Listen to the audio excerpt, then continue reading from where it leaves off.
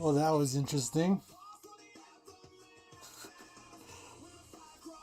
This mouse has that thing where if you double click, if you click, it double clicks sometimes. I need to replace it.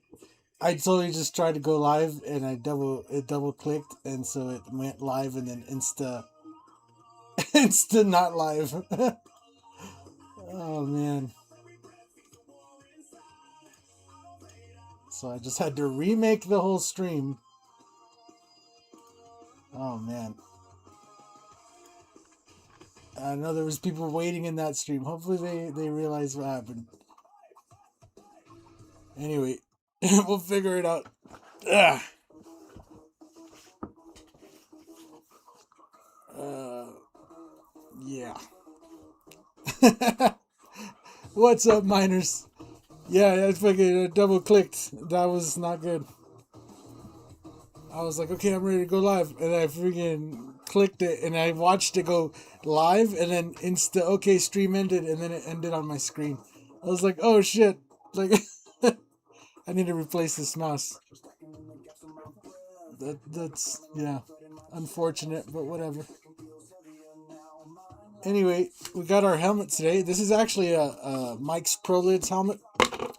So I'll show you guys here. So there's Mike's Pro Lids right there. I try to look them up, like on Instagram and stuff, and I don't know if their page got taken down or if they're just out of business or what. But that's what it is. It's one of those helmets, but it's in the shape of a hat. And I've already gone through the process of painting it to look like a hat. You know, and then we got the stitching going all over. So we're going to go ahead today and we're going to add some logos to it. So we have this. It's like a picture of an old t-shirt or something. And we're going to be putting this here on the back. He wants it kind of to match here on the back. He wants it to say Highlander. And then with the sword, and there can only be one. And it's just like if it was, you know, on there. And then he has a logo here. He wants one in black and white on this side. And then I guess we're doing a burgundy and white on the other side. So we're going to work through that as well. I don't know, burgundy and white and black and white. Those are his choices. And then we got this, so we brought in this logo here. And I printed out a few of them. But this logo here, Good Time Rollers Denver. We're going to be putting that here across the front. And we're going to be trying to be cool with it because we're going to try to make it look like it's like stitched on. As you can see, we already kind of have the theme of like having it be, you know, a realistic looking hat. So yeah, we'll leave that to the end though. That's going to be the most intricate part. And once we're ready to lay down some colors other than black and white and stuff, we'll move over to that side. So we're going to start with the easy stuff. We're going to do this logo here on one side and the same logo on the other side. So I'm just going to cut these out and we're going to give ourselves a little outline. Again, we're going to try to make it look like it's stitched on there, so give it that extra details.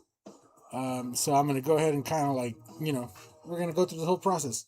But I first need just a layout, an outline, a stencil, a mapping, whatever you want to call it, just so that we know where the hell we're painting here.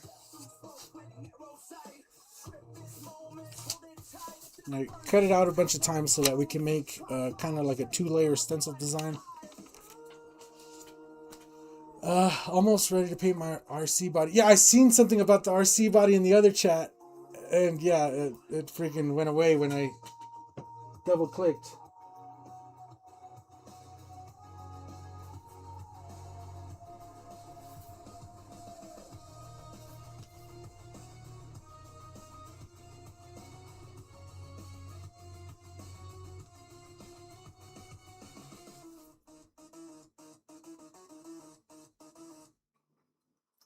So for this side and for that side, we'll just cut out one stencil.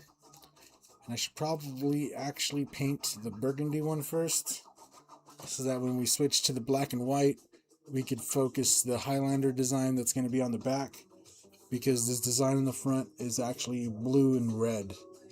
So we're going to have to switch off.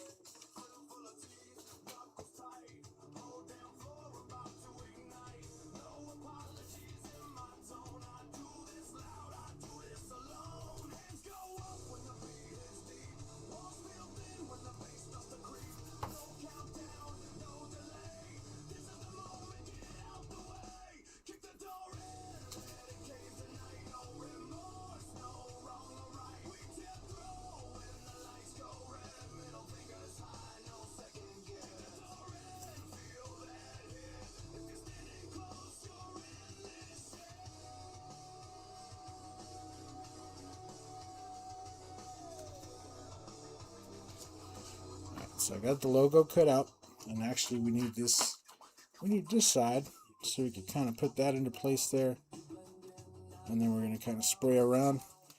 And we'll start with this side so we can do the burgundy first, and then we'll switch off to black and white, and that way it'll kind of all line up. What's up, Brian Moore? How's it going? So we're going to do that. We're just going to use a little bit of tape to hold it in place.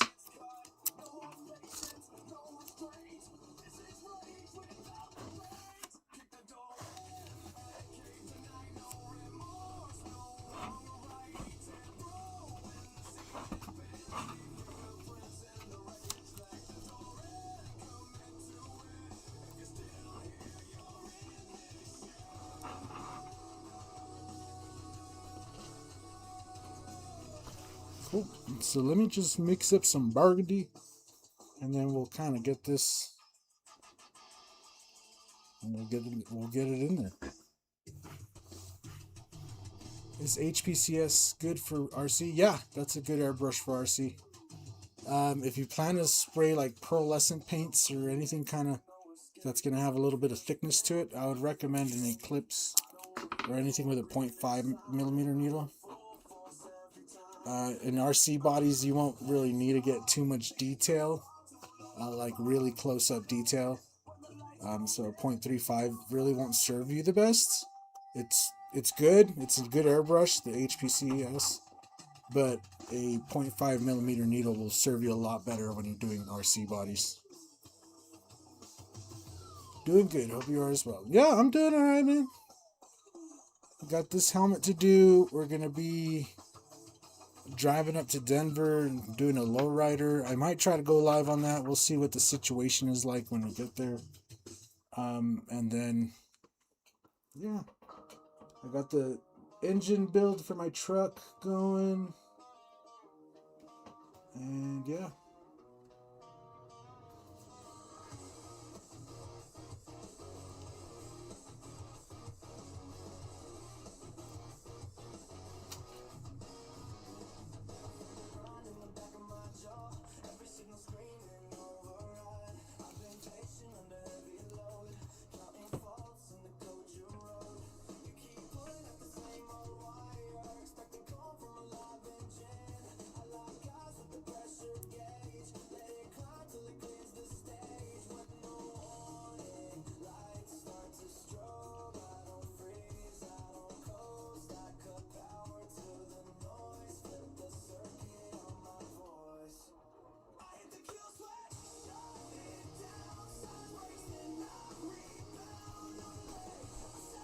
So I'm just cutting out this other one so that when we're gonna lay the white in, we'll have it ready. It'll just let us move a little bit quicker.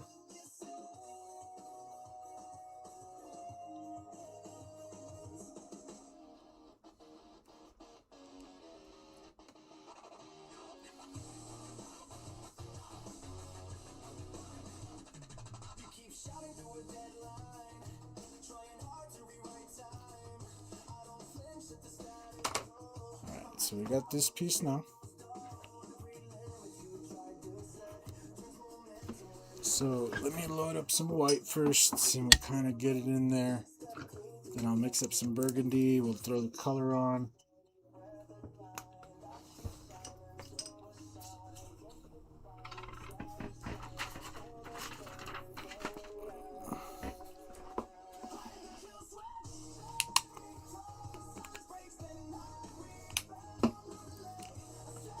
What's up, Luis Loya? How's it going?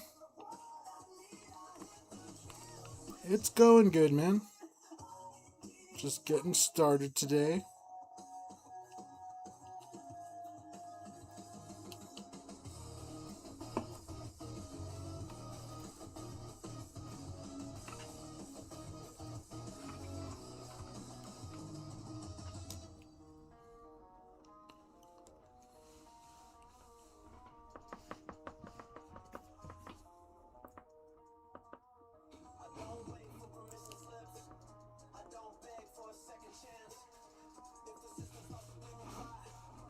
Let's put that like right there so you can see.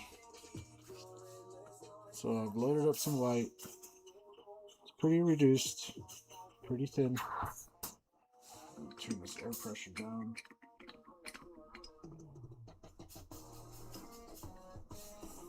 Alright. I'm just going to softly hit it in there.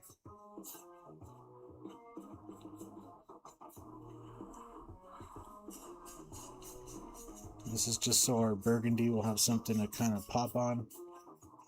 The cap is gray because his motorcycle that he's going to be riding this, I guess, with. This is gunship gray. What did I do with that picture? I had a picture he brought me of the motorcycle somewhere. Where did it go? Oh, there it is. So it's this color. He printed this out and brought it to me.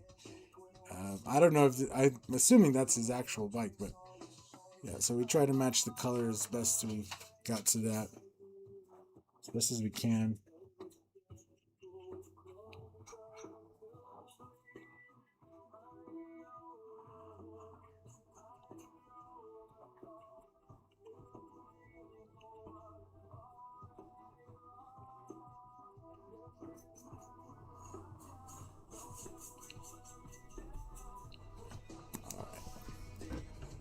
So now I'm just gonna mix up a little bit of burgundy.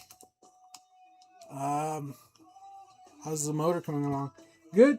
We're just waiting on some parts right now, and then it'll be done. Be able to put it back in and drive again. It's coming along. I had ordered some parts and they were supposed to be here already, but as always, stuff gets delayed and shit, and I'm just waiting.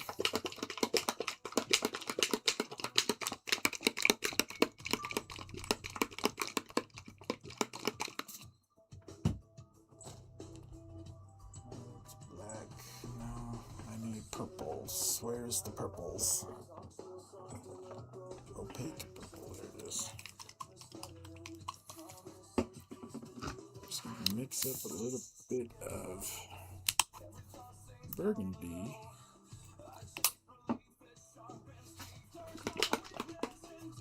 In your opinion, what is the best way to learn how to mix colors? I can't really get the colors I want.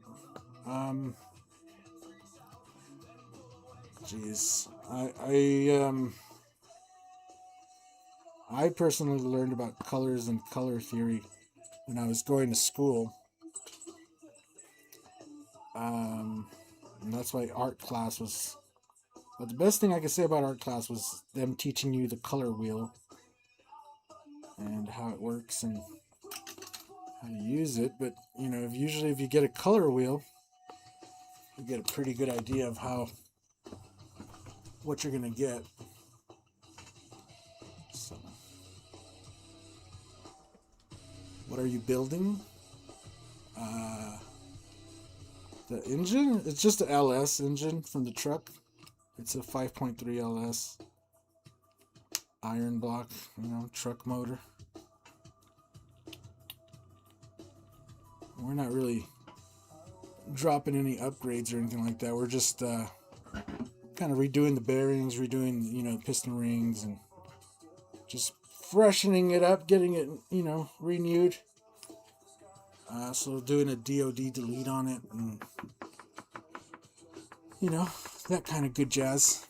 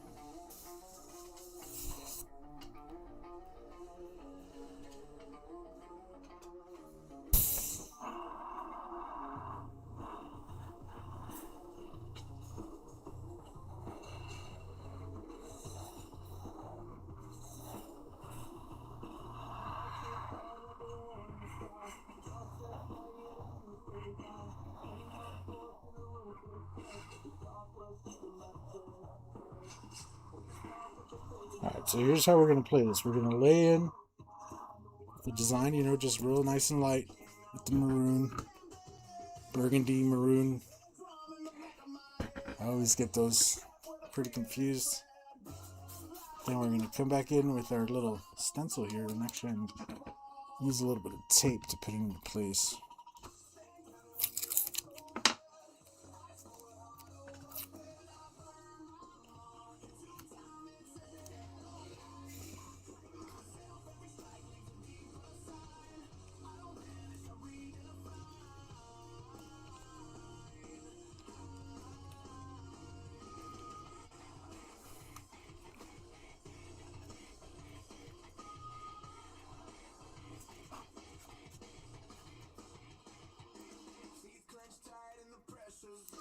Alright, so then I'm just going to kind of get it in there with the white.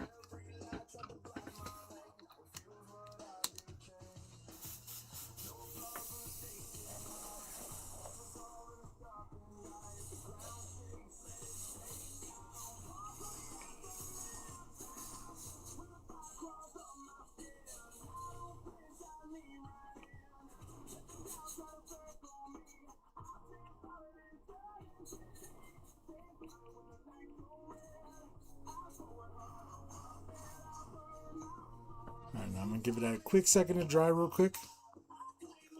Let it flash over completely. And I'm just going to go over it one last time.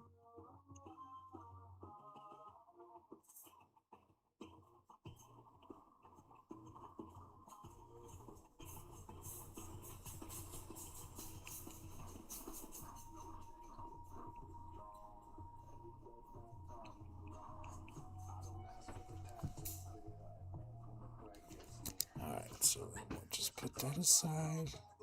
Now we're going to need these stencils for the other side as well, so we're just going to hold on to these. Try not to mess them up.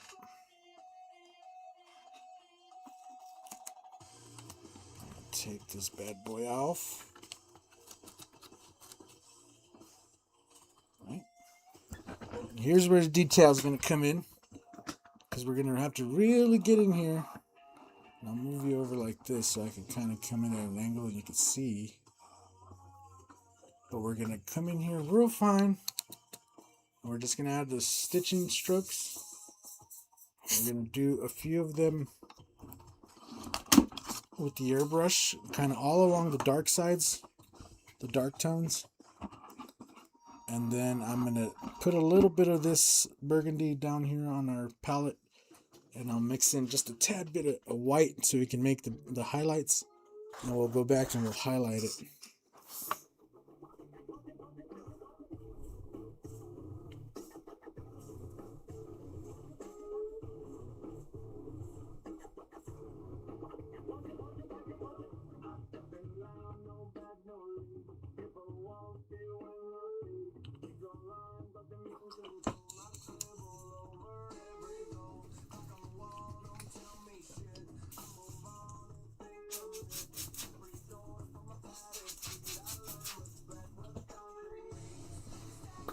Oh.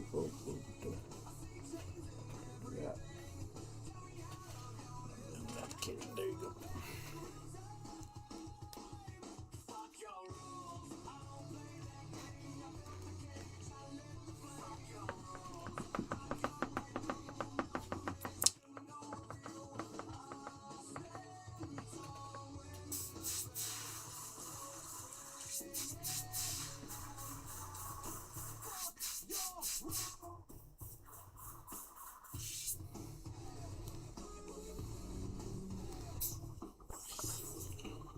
Just move this microphone a little bit so I can get right in there. There you go.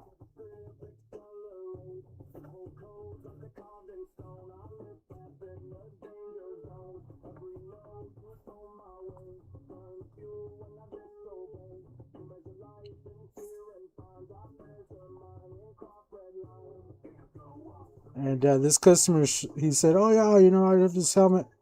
I just really want it to look like a hat. You know, it's already like the hat shaping, but I want it to look like a hat." I was like, "Okay, I got you. Say less."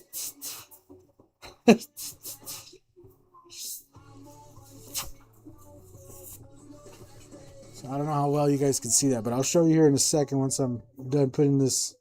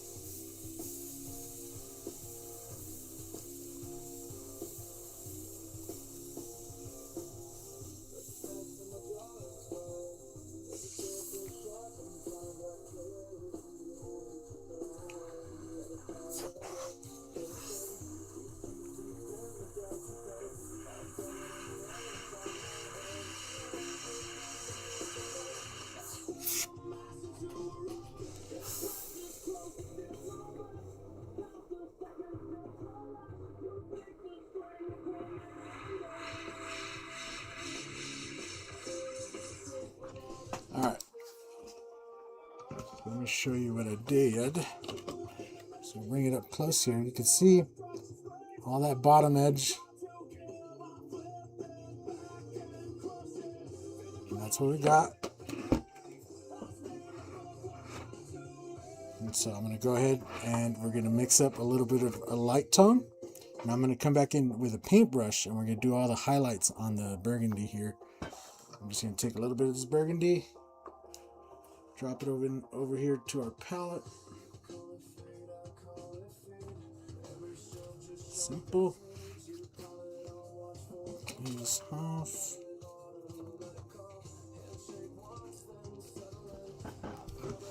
Just take some white and drop it into the other slot there.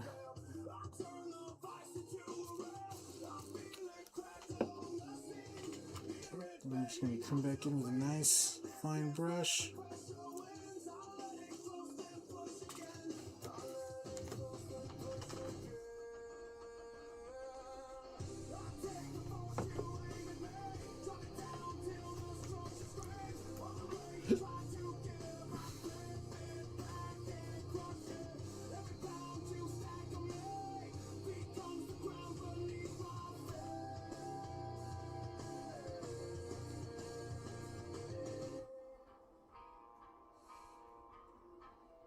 Just making sure this brush is nice and clean.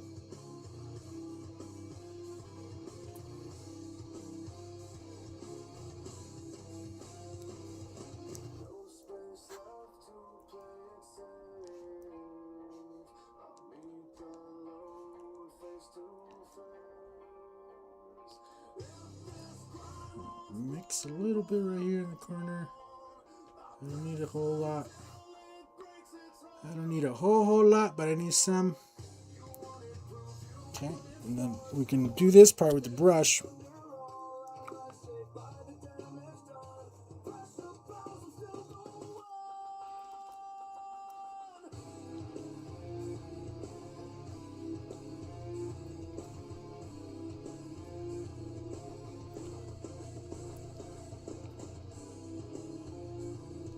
And we want to break up that edge. We don't want the edge to be real straight. We want it to look like stitching, right?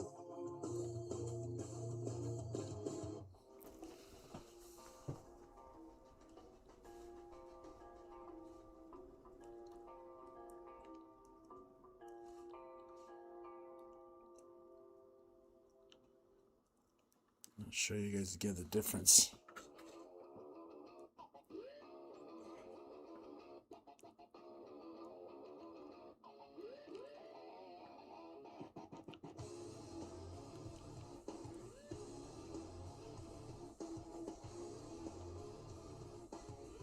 And we're going to do the same thing with the white. We're going to also make it look like the white is stitched in there as well, because otherwise it wouldn't quite match.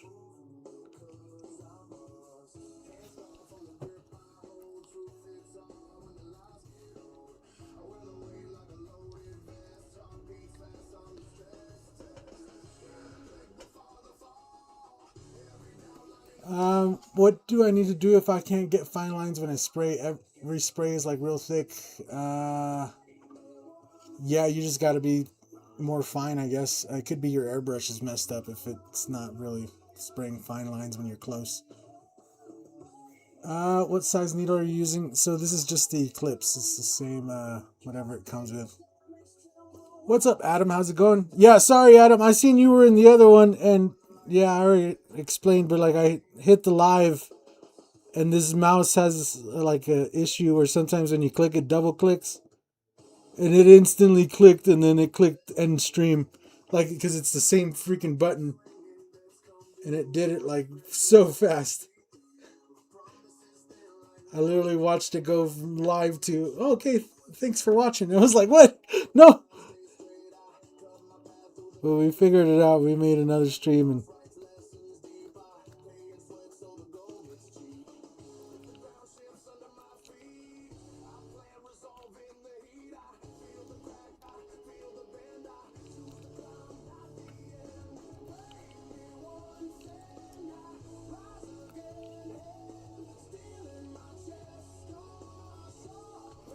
alright. Put that aside. Show you guys again. And most people are going to see it from about, you know, even if when you show it off to somebody, it's like not going to be. That light is what's killing it though. Anyway, let's bring it up close so you can see. You can see there it's. Stay focused, camera. There you go.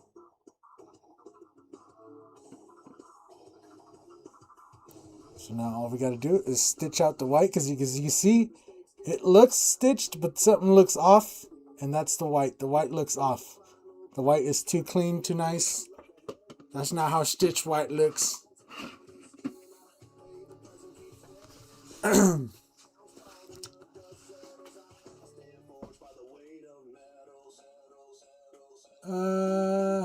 Yeah, I didn't want to talk to me. Strength, not be a smartass, but do you practice fine lines with the cap off? What? Yo, why don't you do a beginner course? You're really good and patient, seems like. Yeah, I just, I think if I end up doing something like that, it would have to be an in-person type thing. Because, yeah, I really need to see what you're doing so I can correct you. I can't do it over online. It's really hard to do online. I've tried, doing like the video calls and stuff, but it's not the same. You need to be in the same room with me so I could be like, okay, first off, your posture. Second off, this, I could, go off many things.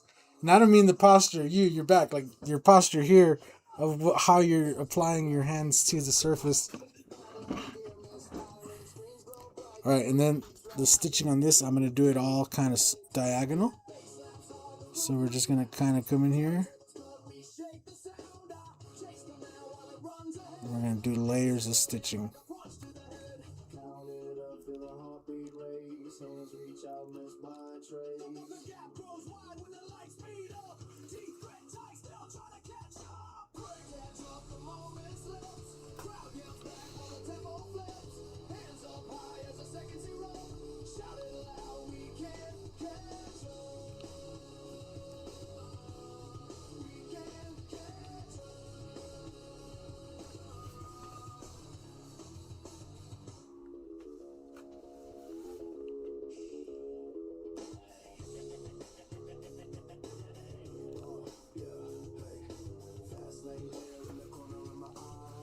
So let me show you that up close so you can kind of see what I'm doing.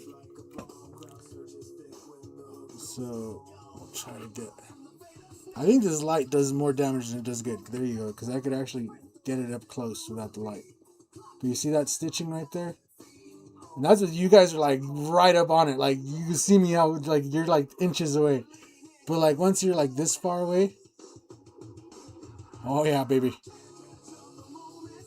Dang, that boy's stitching it on there.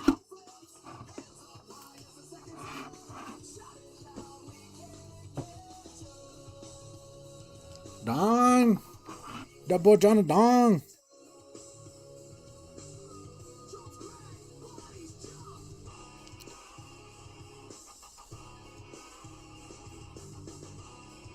Fun fact, I airbrushed at the Sharpstown Mall. I think it's now called the Plaza Americas Mall. And Johnny Dang had a shop in there. And the airbrush shop I worked at actually had done shirts for like Slim Thug and Paul Wall and all them guys. And it's one of the malls where they used to slang their mixtapes in their, you know, their albums before they went big. And it's still there till today. It's now called the Plaza Americas Mall, though. It's like a Mexican mall. I'm not sure if Johnny Dank still has his jewelry company there, but man, when I was working there, there was like 1,000 jewelry stores in that bitch. There's like a whole section that used to be like a Melvin's or a something, and it just got turned into a whole like jewelry emporium where it's just jewelry vendor after jewelry vendor after jewelry vendor. Yeah, everything you could ever want. You want a Bart Simpson made out of gold? You want a freaking, you know, a Predator made out of gold? Anything you wanted, I'd seen it in that fucking place. Oh, you want it gold with diamonds? Oh, you want it silver with diamonds? Like, right there, man. It was crazy. Looks embroidered. Yeah, that's what we're going for. We're going for the embroidery look. Do you have classes? No, not currently, no. It's something I've been wanting to do, but it's not as easy as somebody, like, people make it out to be.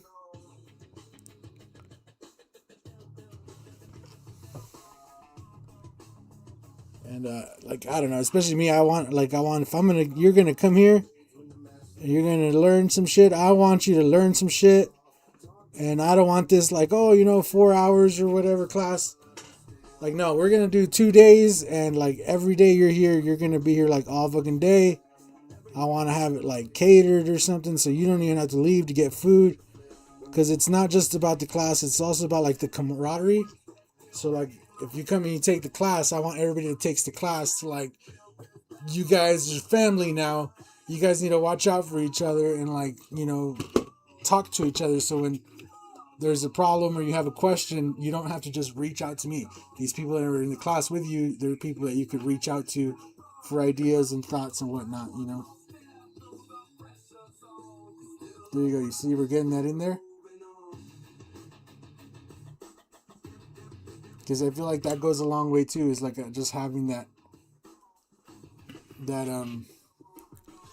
type of group, that type of, you know, people that are in the same mentality as you, you know, that are also trying to help you.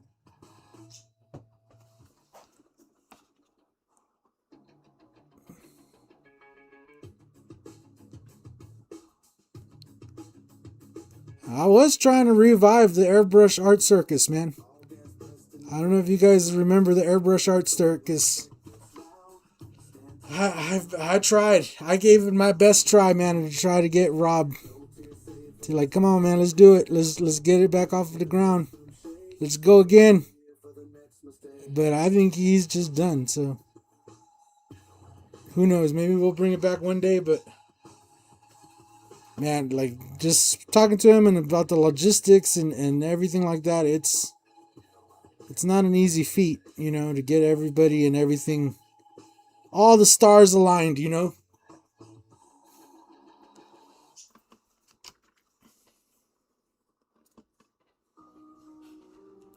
That's all our swap meets are now. Just jewelry in the swap meets.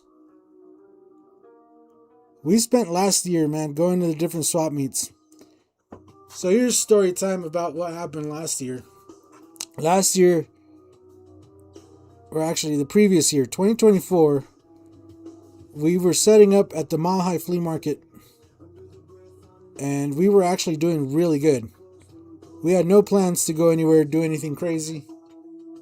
We were, buckled in. We were ready for the ride.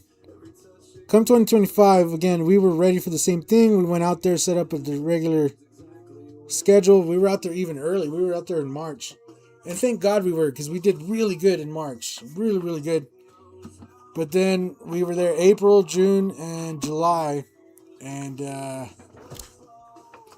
sales slump from month to month was... Eesh. So we ended up traveling just to see if it was maybe if we go to a different market, maybe this market's just kind of dead. Maybe other markets are working good. There you can see.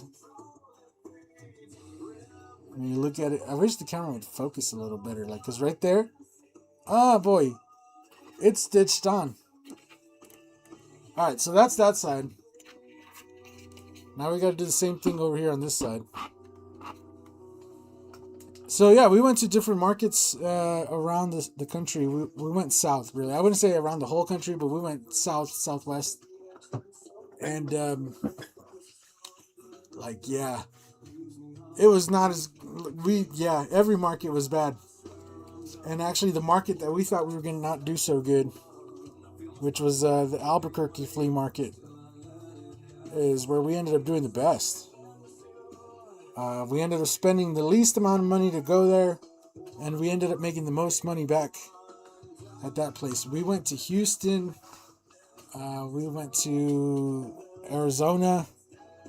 And yeah, we tried Dallas as well. Dallas. Man. That was a mission. We ended up spending so much money that we probably shouldn't have spent. But I honestly don't think we would have done any better staying at the Denver flea market. So that's what we ended up doing. Just trying to search for a place where we could call home, Strength.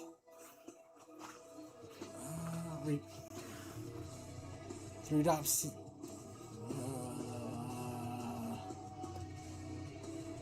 Yeah, I mean, everybody that's trying to give advice over over the chat, that's even worse. It's harder because everybody's idea of getting in close is different, and yeah, some people think they're getting in close and they're really not. Some people are so far away. Some people are too close, and then it could be something wrong with your equipment, just straight up. There could be something wrong, and that's why you're having issues.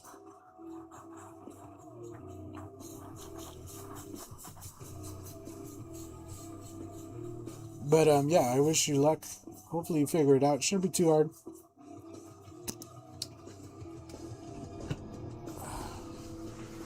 What's up, Bobby Silva? How's it going?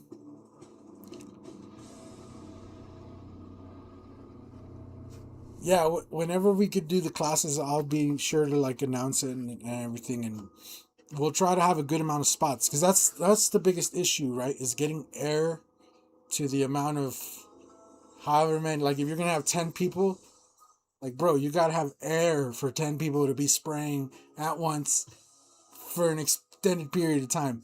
If you're gonna have 20 people spraying, you're talking you need an industrial compressor type thing, right? That's where you run into the problems with running the class.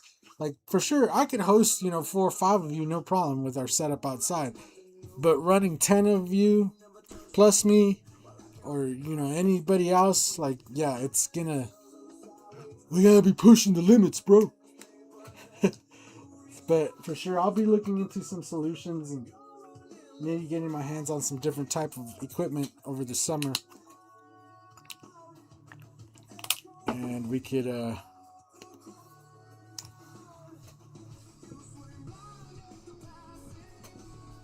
then we could yeah, have some classes and different kinds of stuff. Because me and my wife have already talked this over, and we think it's a good idea. We just need the equipment. We need to have the actual people that are going to show up and sign up and actually come. Because we live in an area where it wouldn't actually cost you too much more than the class itself, right? Like, we're not in California, so you're not going to have to spend, you know, $600 for a class and then another $2,000, you know, to like stay and be able to eat, and you know, there's no distractions, so you're not going to be like, oh, you know, gotta go over here or whatever. Like, no. It's like there ain't nowhere else to go.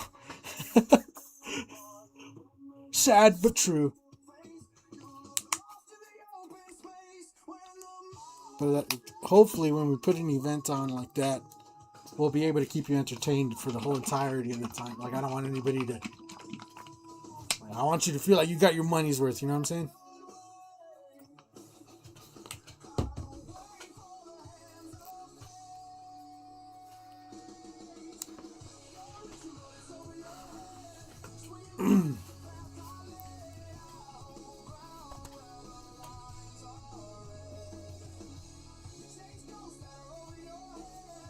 But yeah, right now I know like Coast Airbrush is having the Airbrush Rendezvous again. Totally worth it, but again, be prepared for all those extra expenses.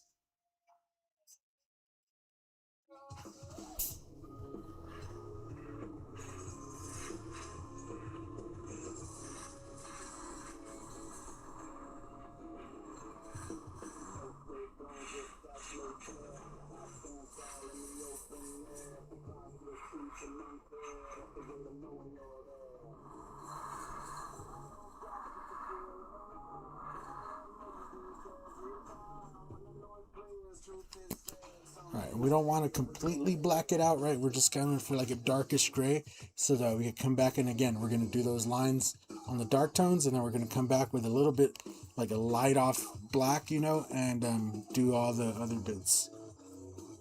I'm going to add our second stencil, and we're going to spray the white over.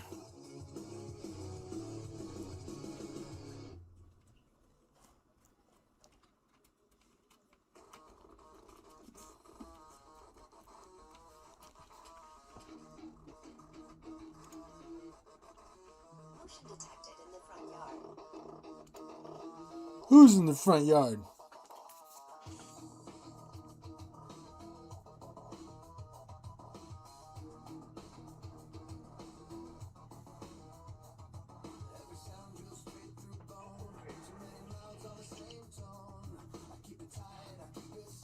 That was strange, because I could hear him talking through the window, so then it's like somebody's in the front yard.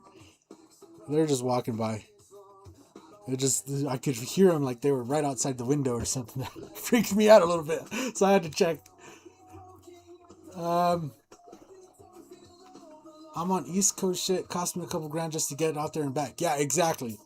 And I feel like that's what holds a lot of people back.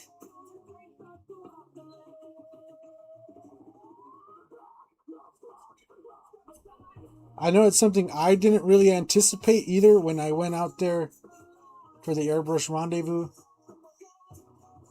And, you know, if you're anything like me, you're going to want to bring your wife along, or maybe your kid, you know, because you're going out to California. And so it ended up costing me a lot, because we ended up taking Violet to, you know, Legoland. And even though it was COVID times, like, it still cost a lot of money to do pretty much anything in California. So just keep that in mind. And then we went out to eat once, like out to eat once, bro, because it was like $200 for tacos, man. And we were like, holy shit, like they were good tacos, but goddamn, son. And yeah, dual 80-gallon compressors. Yeah, I mean that's pretty much what I need right now. I have an 80-gallon in the garage, but it doesn't have the fastest like fill rate, so every time it'd go off, we'd be, you know, it'd be going off loud.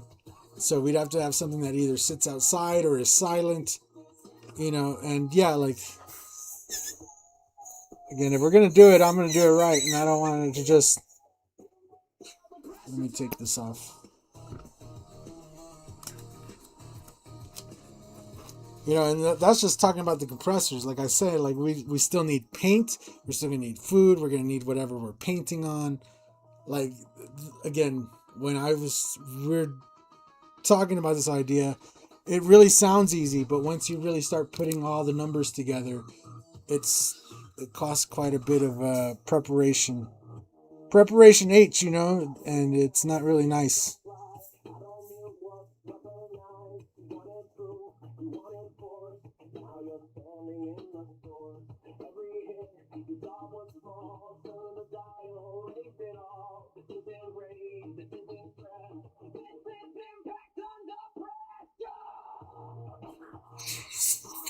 But no worries, it's in the back burner, and we're gonna get it done. It's just give me time. Like with anything, give me time, bro, and I'm gonna figure it out.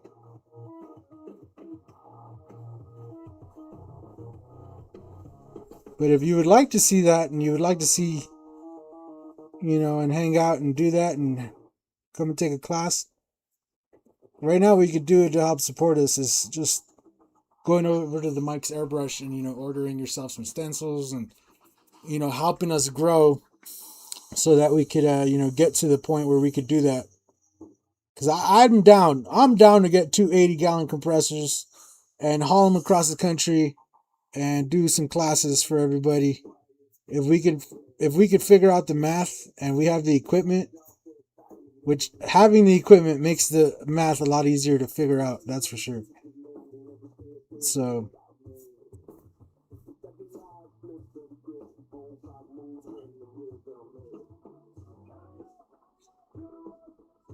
because I even looked at like how much would it cost to like rent some compressors and like do all this, but yeah, no, the math has to add up, man.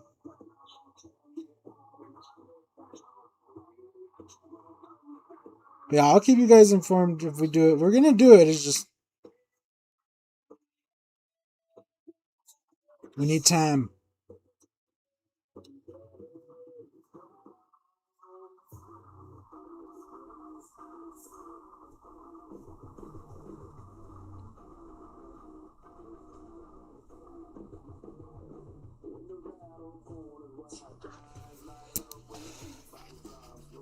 Yeah, exactly. Your kids won't let you go without them. Like, yeah, like, no, dude, like, you don't want to go somewhere cool and not bring, your family along. Like, that's kind of the part of the thing. It's part of the thing. So, yeah, I feel it on that one.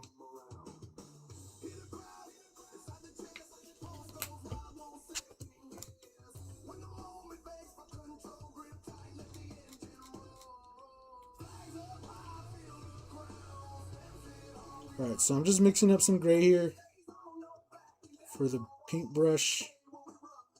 I'm mixing up like a charcoal gray, like a almost black, but not black. And we're gonna do the stitching on the black on the top side. So, would you consider doing some Zoom classes or even want to? Yeah, like that's what I was saying. Like I've tried doing the video classes before, and it just I can't really see people quite right, and like it doesn't work quite well. And I don't like feeling like you ain't gonna get your money's worth. I want you to feel like you're getting your money's worth. And yeah, if I'm gonna do it, it's gonna have to be in person. Like I said, there's too many variables. I need to see how you're standing, how you're approaching the surface, and something that might work for me, it might just not be right for you for whatever reason, health reasons, beyond that, like anything. And yeah, I feel like in person, when I've done the in person type stuff, it's worked out a lot better than not. So just keep an eye out. We'll get it going, man.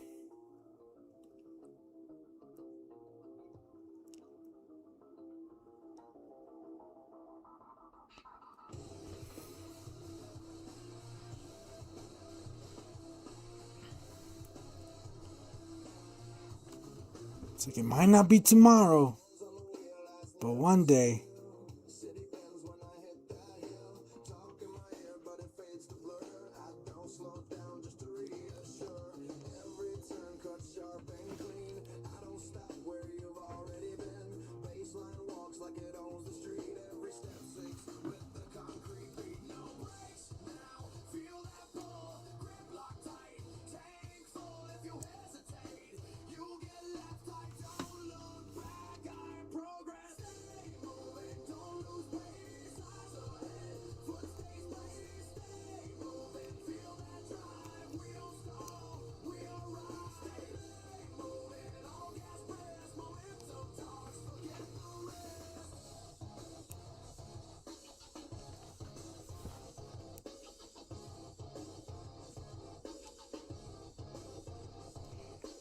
But I know the few events that we've gone to, like my wife has had fun, I've had fun. It's always awesome meeting new people that are also like part of the art, you know. So definitely something I want to do. Definitely something I want to do.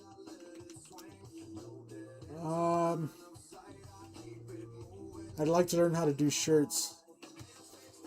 Yeah, that's one thing that's like too is like how would we handle the classes? Like I don't want to do a come and learn how to airbrush shirts. I was like, yeah, if that's your purpose, that's great. I want you to come and I want you to learn.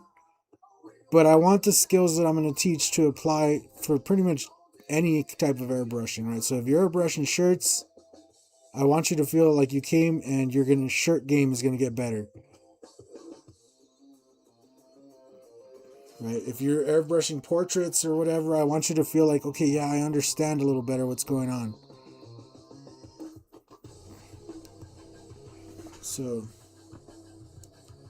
I gotta, like, on top of having everything, I gotta put together like a type of curriculum that's gonna really benefit a wide range of artists, right?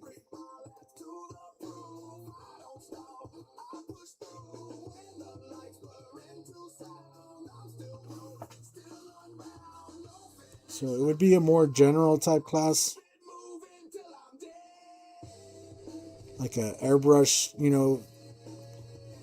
mastery class, or like a airbrush, general class, like a learn to airbrush 101, that type of thing. Just so that no matter what your goal is, like you end up feeling a little bit better when you leave.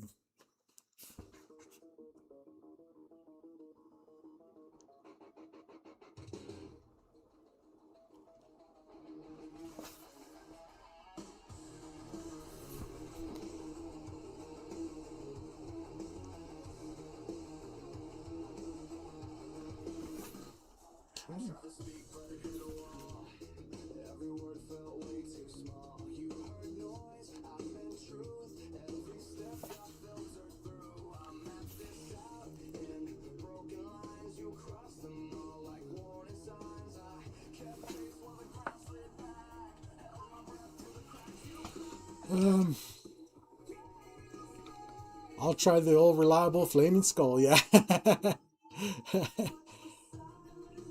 Definitely be shopping. Yeah, we appreciate you. Anything you buy off the site, for sure. Um,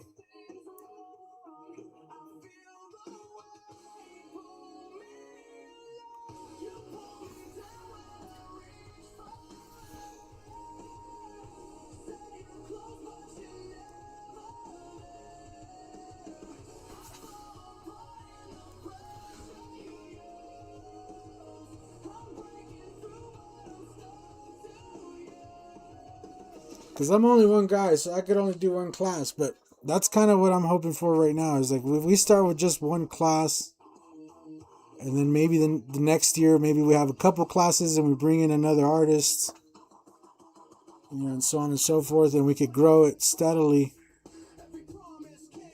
Because it honestly scares me a little bit.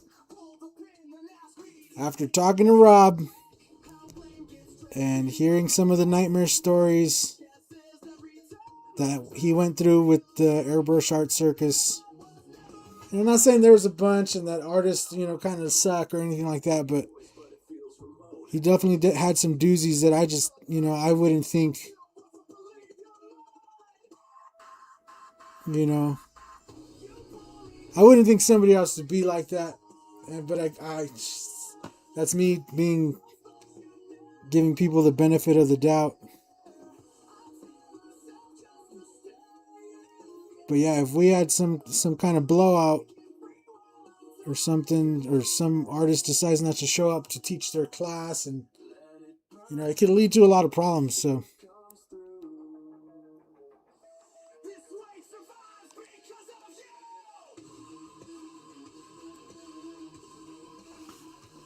all right, look at that. That looks pretty cool.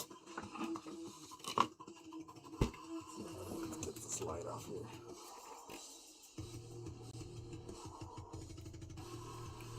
Bro, it's stitched on, bro. Guaranteed. Let me just peel it off of there. Alright, so we have the white and the black. Now we're going to do... We have those two right, but we have white and black loaded. And now I want to do his Highlander logo that's... He brought this picture of the Highlander. There can only be one with a sword. And you can barely see the lightning, but there's a lightning bolt going there.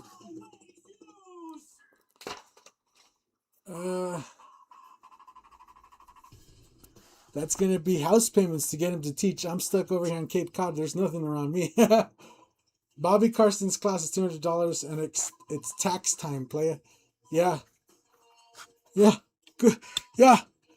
And a lot of people, you know, spend their taxes on something like they've been waiting to get. Like furniture or a car. Something like that. I really, you know, if I do it, I'm going to make sure it's not around tax time. Because it also seems kind of predatory to just put it at tax time. And so we're just going to use the FBS Pro Mask right here on this. Just because it'll keep this nice and clean. And I didn't really print this out. We're just going to draw it on here. And cut it out and then freehand around it. So I want this bit to look like he went into an airbrush shop and had his hat airbrushed with the Highlander thing on the back. Okay, so this is not going to be stitched on. This is going to look like airbrushed on. There's so much I want to do with airbrushing. Yeah, like dude, yeah. One of my favorite people to follow right now on Instagram is Travis Dieter. Because it just seems like every time I see him post, he's posting something different. Like he'll be working on a car one minute, and then all of a sudden it's some shoes, and then it's a canvas, and then it's something else. Like, and it's just like, yes, like that's what I know of airbrushing. That's exactly how I paint. I don't have to just paint helmets, or I don't just paint cars. Like it's whatever the people bring or whatever I feel like. And yeah, I could I feel like I could relate to him.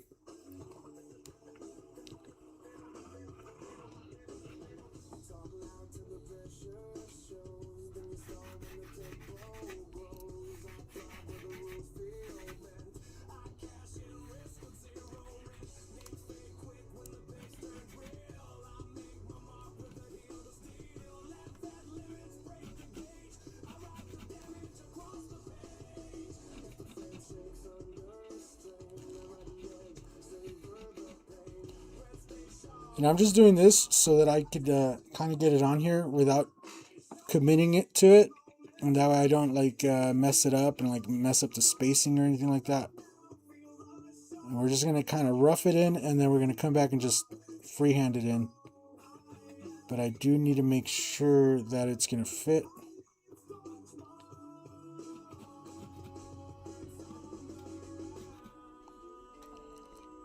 And that it's straight. Okay. And then the sword is going to go right there.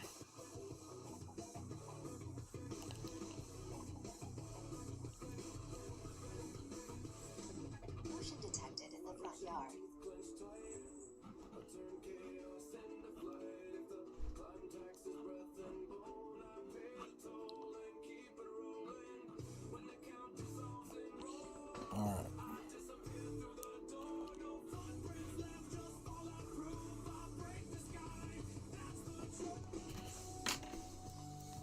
Okay, so all I want to do... Your butt face, I made it home. Jeez, finally. Oh. Well, because there was traffic. There was an accident. I was like, oh, she must have got another job or something. Well, I did to Woodman. And then I was like, okay, after this, I'm fucking going home. Ugh. Did you say that with those clothes? No, it's just... Well, Lost my breath there for a second. okay. Thank you, baby. Yep. Go kick your feet off and... Alright, hold on. Let me make sure this music's... Yeah, okay, we're good. What's up, bro? What's up? Calavera Arte?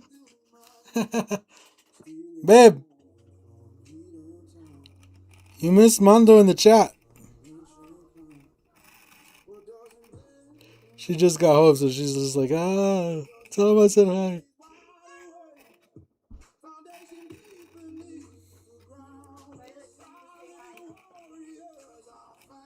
Hi, Uncle Mondo. He can't even see you. Oh, yeah, he can. Yeah, he's over there, yeah. Is this from China? No. I don't know what this is. I don't know either. That's why I just left it there. Like, what?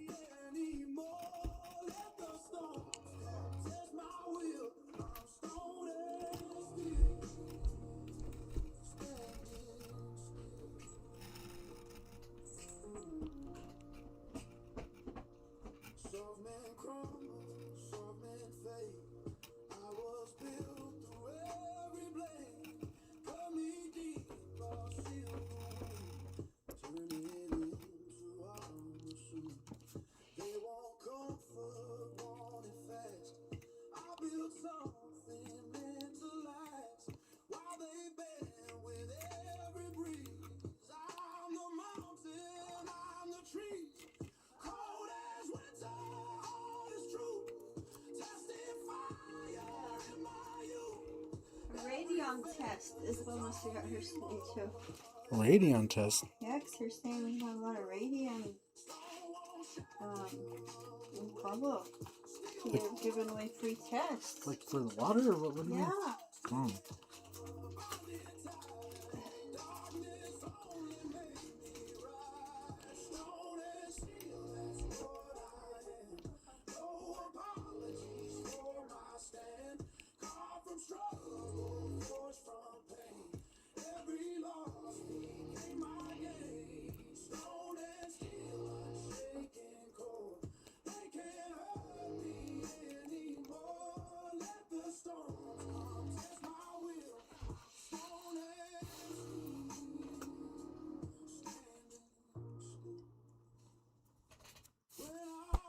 Need some Lolo pattern sprayed on the El Camino you just bought? Nice!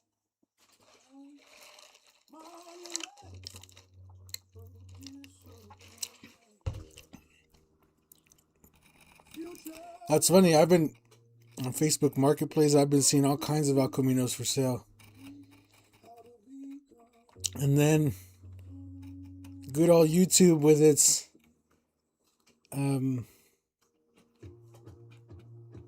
knowing what you're looking for, looking at. It freaking started recommending me videos on YouTube. And that Vice Grip Garage has one, an El Camino, and it's called El Cocaino. It has a big old supercharger on it and stuff. It's really cool. You have to come up here. We're not going down there. He says you need to get down there. Yeah, I think Jess is done with Southern Arizona. I'll meet you in the mountains in Arizona. Yeah, the mountains were all right, but... Oh.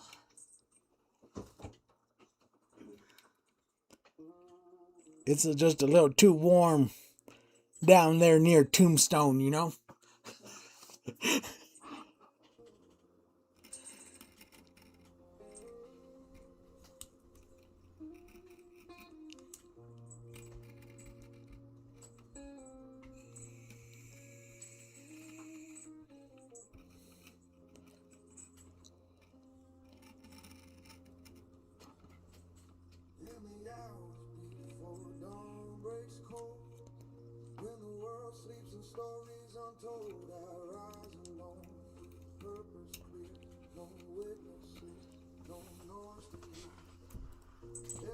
What does El Camino stand for? It stands for the road.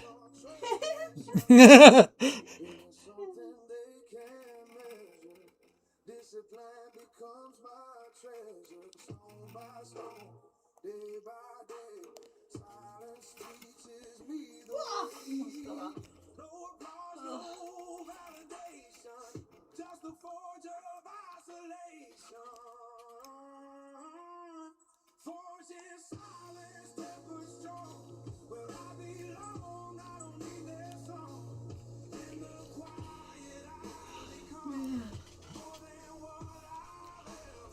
My script garage is cool. Yeah, I think they're cool too.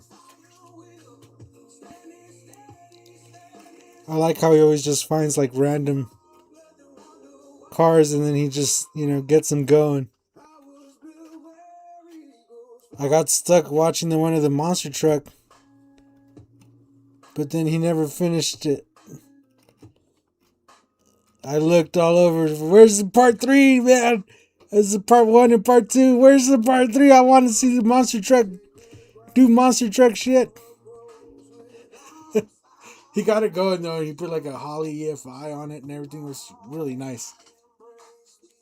It's like the old school black sheep monster truck. Oh my god, they come home and the cats are like, "You got burritos." Oh, you don't even know. Whatever you left playing, that stupid cartoon. Yeah, Ebony and Onyx were sitting there. Fucking Onyx, meow, meow, all fucking loud. And then Ebony's growling at the TV. They're not even looking at... I thought they were going to fight, right? So I go over there, and they're not even looking at each other. Like, Onyx is just staring at the TV from all the way in this room. Meow, meow. And then Ebony's over there trying to get the TV from the... It's just like, what the hell? Yeah. She was into it, like really good. That's so funny.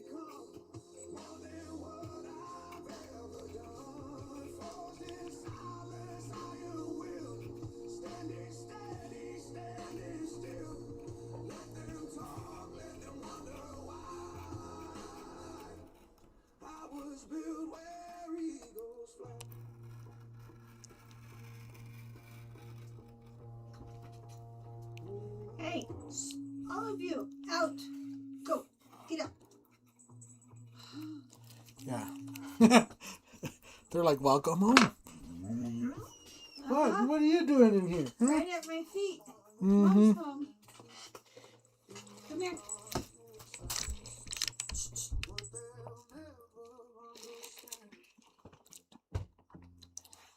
Did you get your truck done? No, I'm still working on it. I took this picture this morning off the camera. Uh-huh. Look how tall she is when she stands. Mm-hmm. All right, come on, let's go. Out. Are not junkyards for old car parts. Yeah, like it's stupid.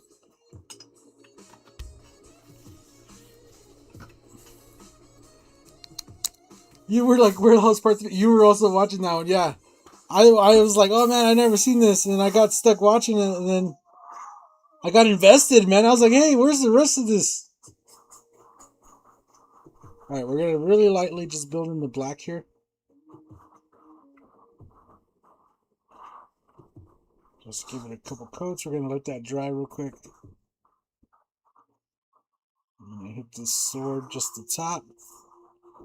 Then we're gonna build up the sword with the whites.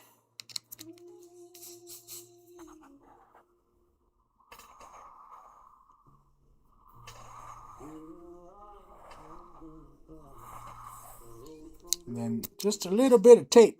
It's all it takes to make a sword. So we put some tape. The FBS Pro Mask tape is what we used to make our stencil on the surface. Then we're going to use some of this Indasa yellow tape to do some masking off here to get our sharp edge of our sword. And we're going to go all the way down to about there. We're going to cut off where the handle is, which is right about here. Boom. Then we got a nice separator right there for the artwork. We can go ahead and we're going to spray the sharp edge in. We're going to be real careful, like coming in here real close. Gonna just hit it in real nice and light.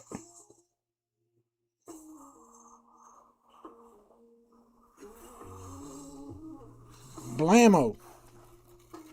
Gonna peel that bad boy off like that. Look at that. Boom. Then we're gonna do the top bit. Just hit a little bit right there. Just real nice and light, like, ooh, don't go too much. Alright. Now if you saved yourself from going too much, you can move to the handle. We're gonna go ahead and back mask what we just sprayed. We're gonna use a little bit of tape and we're gonna get that shiny bit, the hand guard, in there colored in. Look at that. Hand guard just gonna be white. Gonna let that dry one quick hot second, because we're working with the Createx Wicked and it works really good to stick. So after one hot second, we're gonna lay the tape back over that, and then we're just gonna build up the handle here.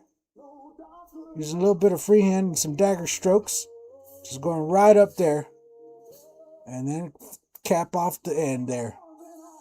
Bam, son. Didn't even have to work hard at it. Look at that. Now we're gonna take this off. Boom, our sword's in there. Don't look like much like a sword right now because it's all covered in, but I'll show you close. You see that right there? Look at that. Now, since we already got this lettering mashed off, we're going to throw some highlights on here just so we make sure we don't get no overspray all over the bottom bit. So we're going to just boom, highlight, boom, highlight, boom, boom, boom, boom, boom, boom, boom, boom, boom, boom, boom, boom. Boom, y se acabó. There you go. You got all the highlights. We're going to go backtrack them a little bit just so that they pop. Boom. Going to make sure to grab the black, because you remember, we only hit it in lightly. We didn't hit it in all the way. So we're going to hit the black, going a little bit up. Shading it up this time.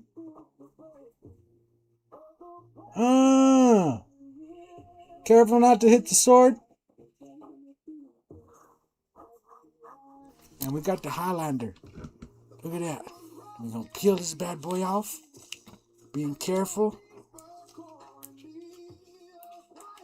Are you guys ready? Look at it. Look at that. Look. Turn on the light so you guys can see. Look at this. Oh, yeah. Gotta peel off that sword bit real first. Look at that. Come here, you.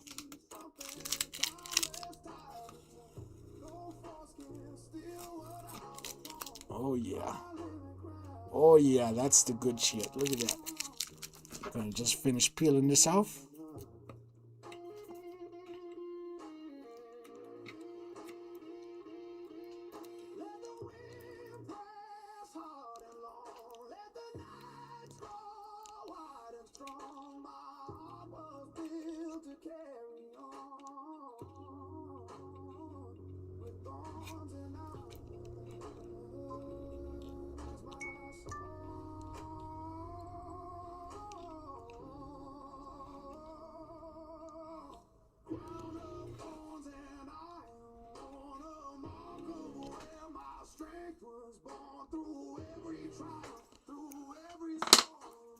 Look at that.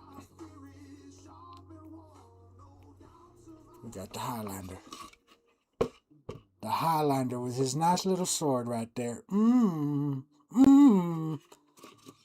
Now, if you remember, back on this one, look. The sword has a nice little shadow. See that? And then we got the lightning. And we got the white highlight going around. Plus, there's only can be one right here. There can only be one. There can be only one. So we can go ahead, just grab the black, throw a little bit of shadow on here.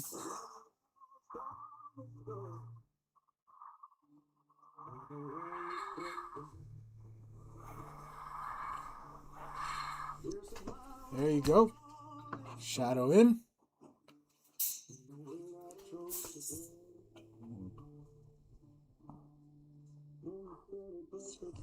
The H had a little mishap right there, so we just fix that real quick. We're gonna throw a little highlight around.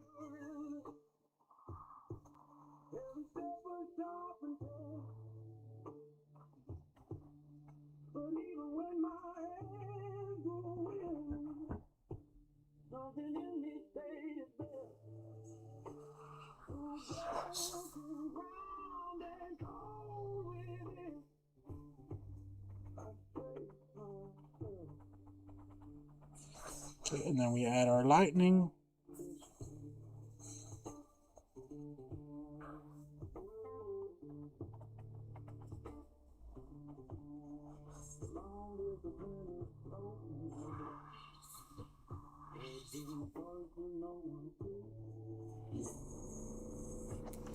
Just like that. We're going to come back with the brush and some white.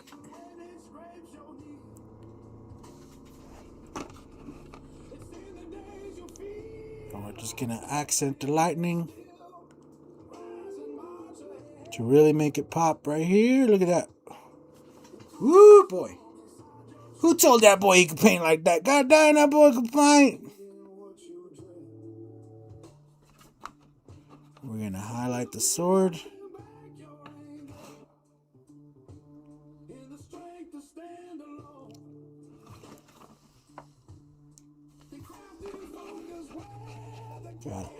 Gotta hold my breath like a sniper for this one.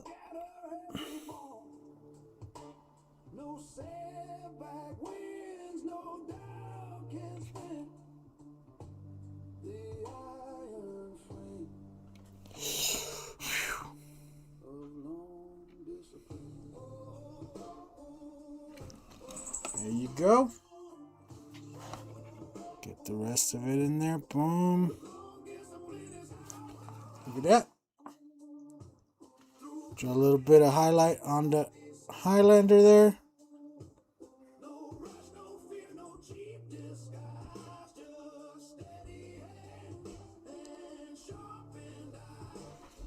Bam. Show you guys what we got. The Highlander. Oh boy. Then we need the There Can Be Only One. Going right here.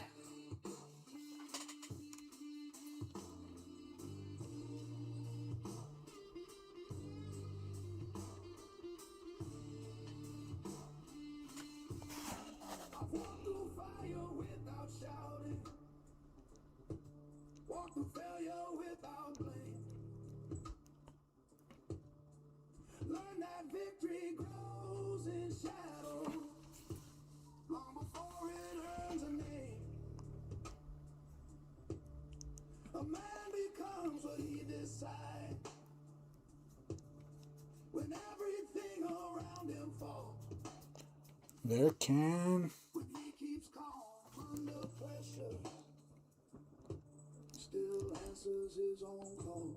only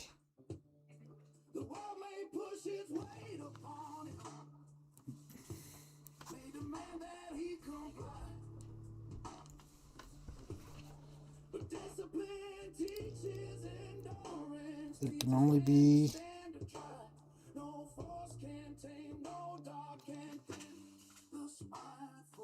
and then one.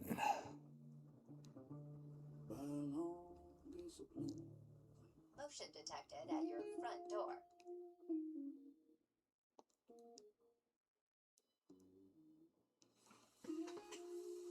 With the underline on the one.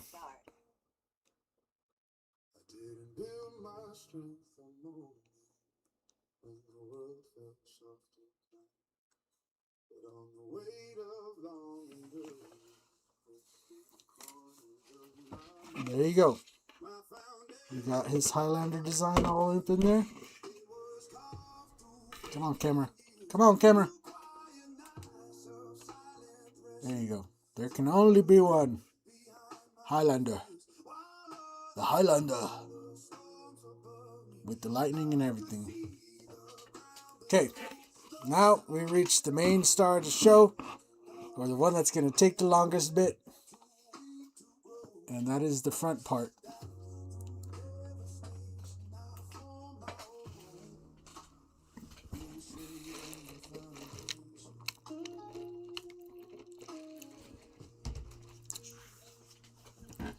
Alright, so we're going to start by doing some cutting. And same thing as the other ones. I'm going to make one where we kind of cut out the main design. This one is red and blue. So we're going to go ahead and, you know, do the same process. This one might take me a little bit longer to cut. Just FYI up front.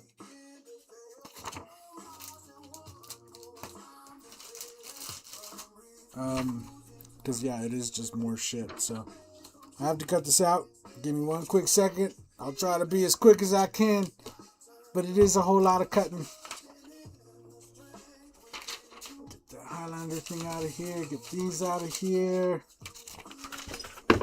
Trash. Alright.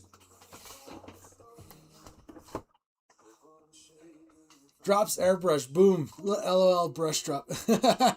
Is this a commission? It's somebody's helmet. Yeah.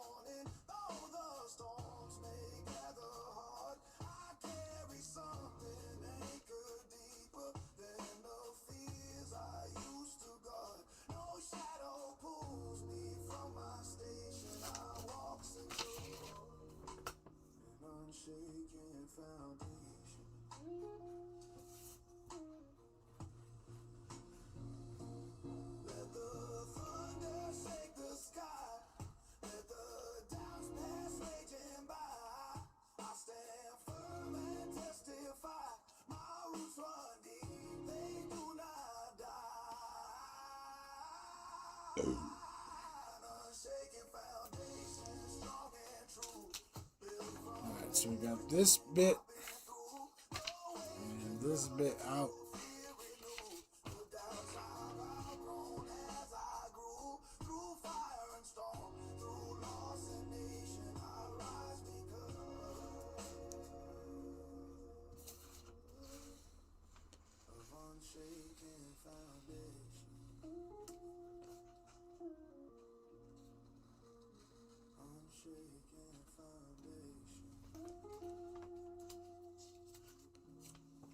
That bit.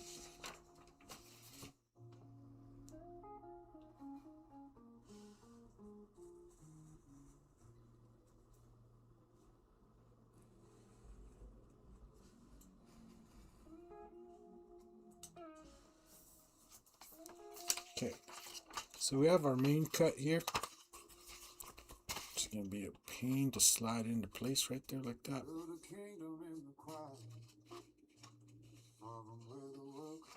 We're going to have to lay down that one. There's a lot going on here. I have to cut this out.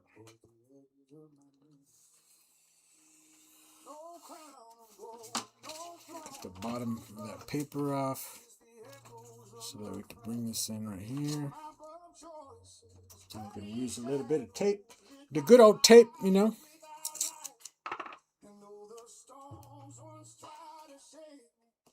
I had somebody ask, like, why don't you use the spray glue when you're working on something like this?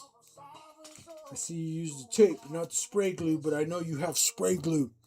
I'm just like, oh, well, we don't want the residue of the glue to be left behind, so we use tape in places like this, because usually the tape does not leave any residue. I say usually because you could just happen to get that one tape that leaves a mess for you, but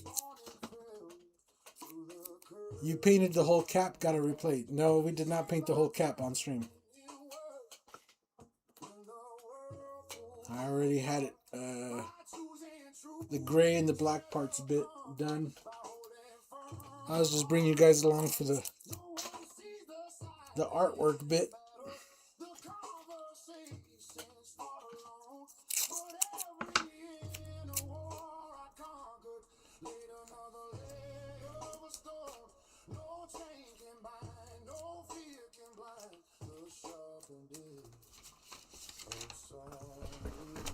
And actually, before I do this, I just want to mask off this the bill here so that we don't get any overspray on that.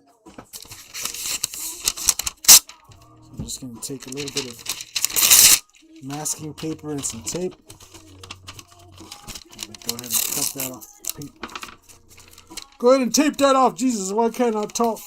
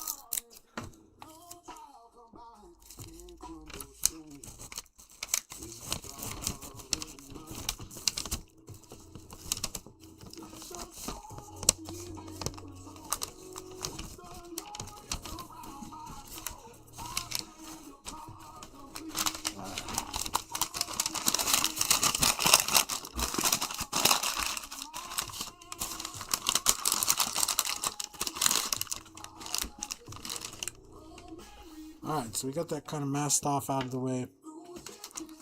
We'll bring our design in.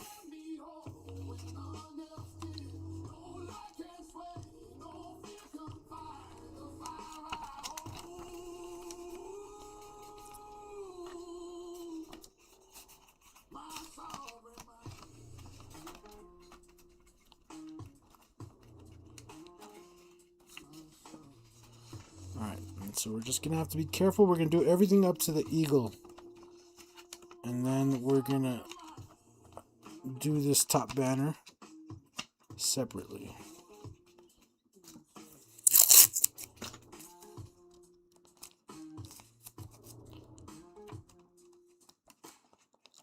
I'll just put that just to hold that down.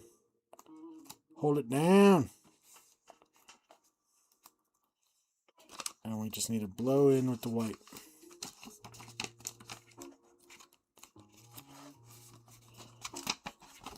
Only get one shot at doing this, so make sure it's lined up.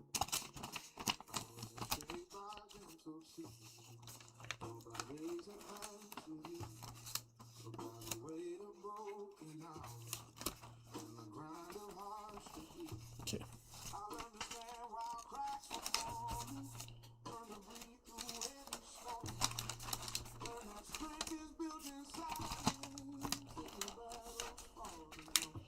That's the sucky thing about working on a curved surface is always just getting it to sit down just right to where you're like, okay, this is going to look good. Good enough that I could work with it. It's not always the case that it lays down so easy.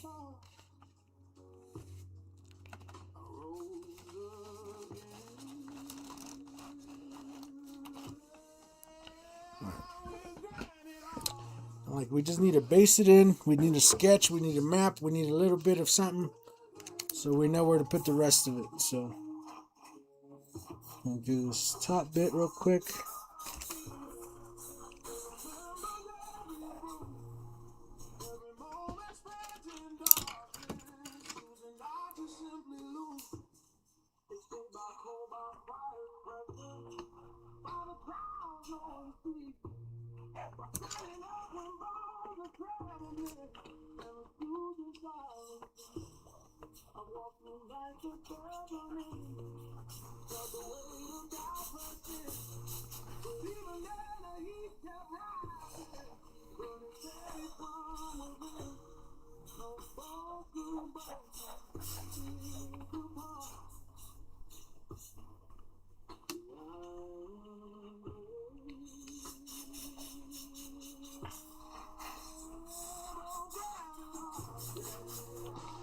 Alright. So that gives us a pretty good idea where stuff needs to be. Then I'm going to go ahead and take this one. I'm going to make that one lay down.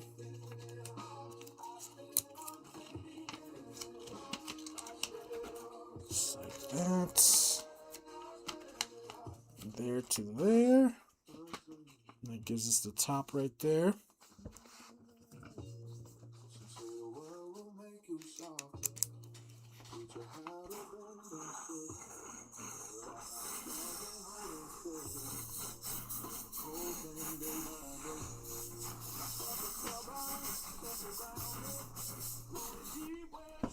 Alright.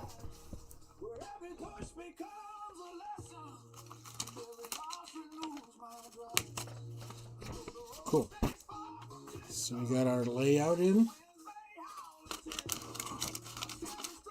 And the reason I made so many prints of these is so that we can take it little piece by piece. So I'm going to cut out the red bits now. We'll lay in the red. Right, because there's only 3 parts that need red, that part, and that part. And they're surrounded by a little bit of blue stitching. We won't have to spray in the blue stitching. We'll just do that with the brush so that we don't risk putting a whole bunch of overspray everywhere. But the red will be a lot easier to do with just the airbrush.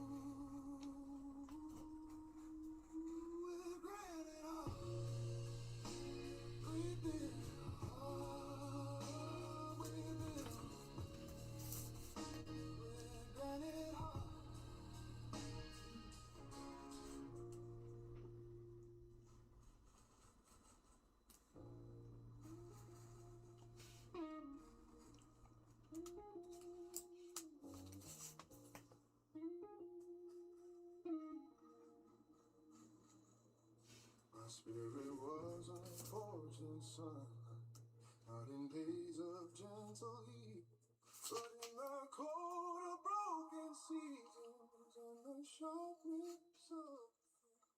I learned to hold my ground inside. Right, so we got those areas kind of cut out. So we'll be able to line these in and then just spray in the red. Now for my own convenience, I'm going to cut out these areas separate. Right, so I could just take this red part and just lay this in where I need it and then stick it in and we could be good to go.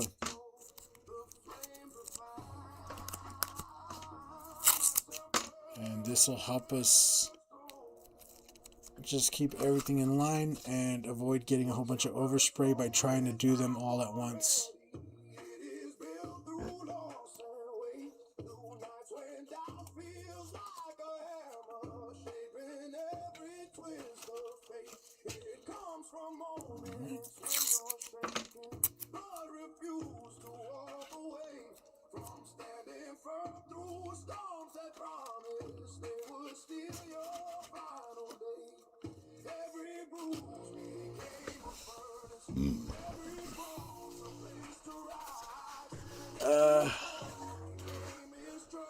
Yeah, everybody hit that like. Is your IG name the same as YouTube? Yep, it's just Mike's Airbrush.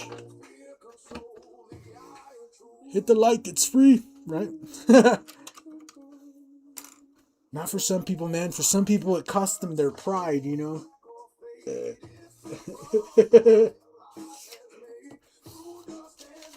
It ain't free for everybody, man.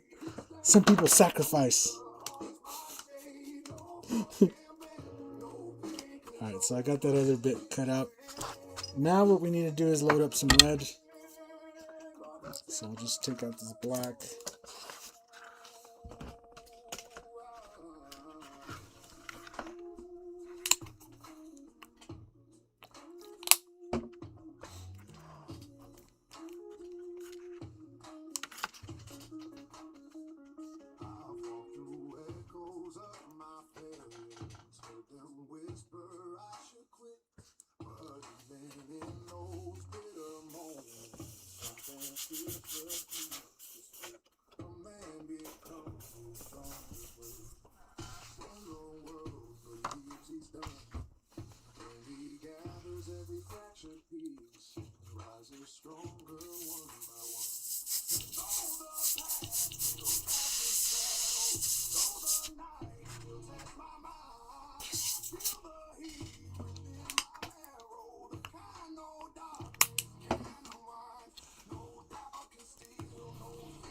I'm just going to make sure I get all that black out because I don't want it to be a dark, dark red. I want it to be kind of bright so that when we do the stitching, it really looks like stitching, you know?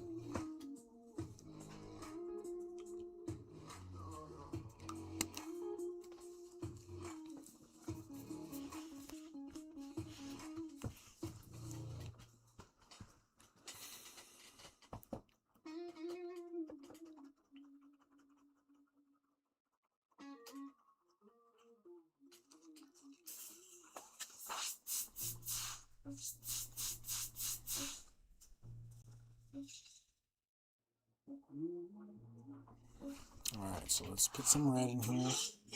I'm just going to carefully make sure not to get no overspray anywhere. And fill it in really light like.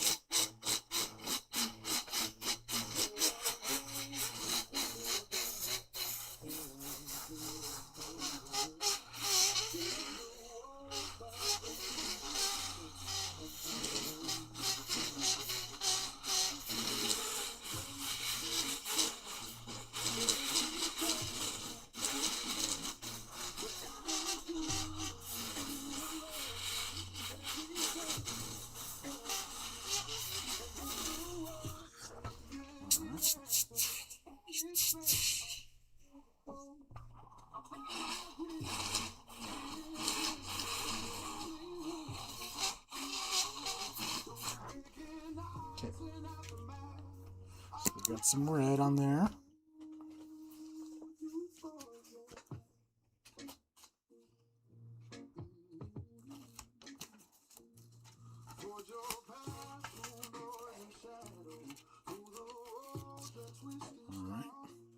So that gives us a good idea of where that blue is going to go. You see all that area around. We're going to stitch that in with blue.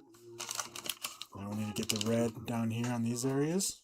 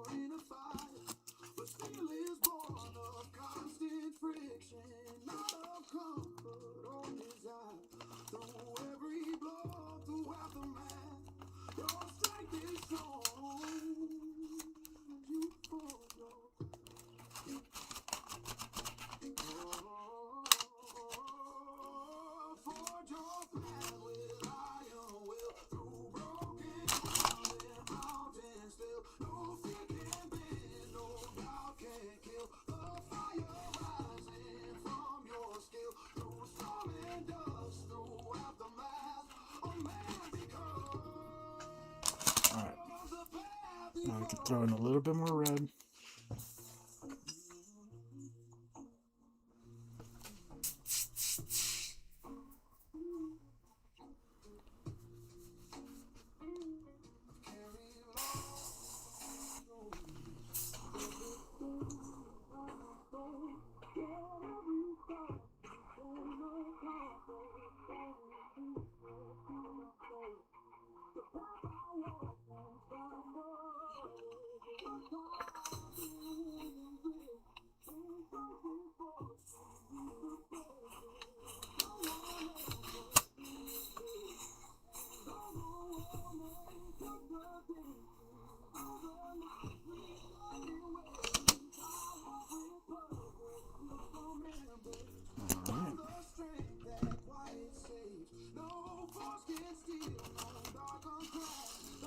There we go.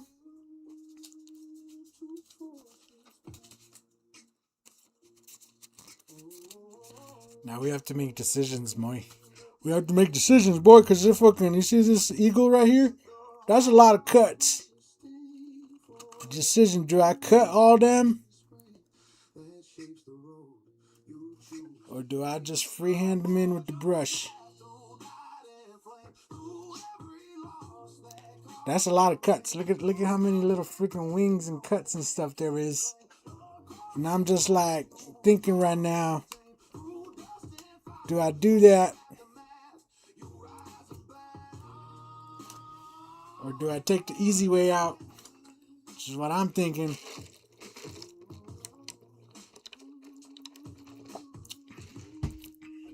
And we just use a brush.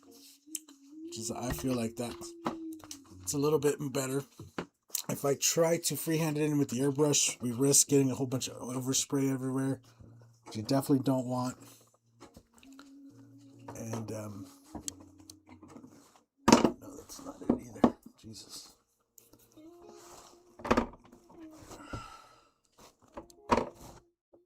Do I have blue? Where's the blue here?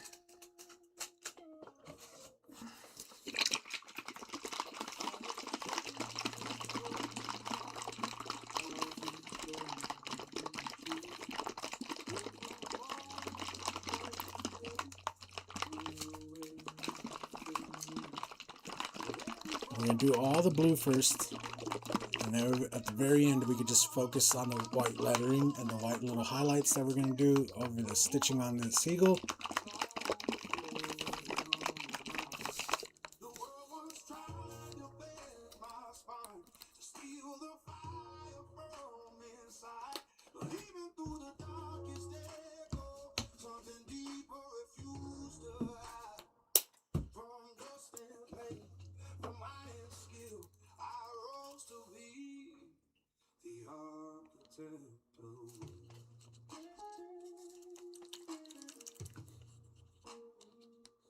The architect of will is forced in silence. Others fear to walk. In places where your heart breaks open, so your strength can learn. So let me clean off this brush again. It's in the breath after surrender, in the push when bones grow weak, and nights when all you have is courage, worn and thin, but still you need. No one sees the steel you're shaping. No one hears the inner grind. But every choice you make in darkness frames the man you leave behind. Through fires caught and coals uphill, the core is formed by the architect. Alright, so we're going to start up here on the top corner. We're just going to work our way down so that we can kind of keep our, pinky. But we're just going to go ahead and we're going to start layering in the stitching that's going to go around here.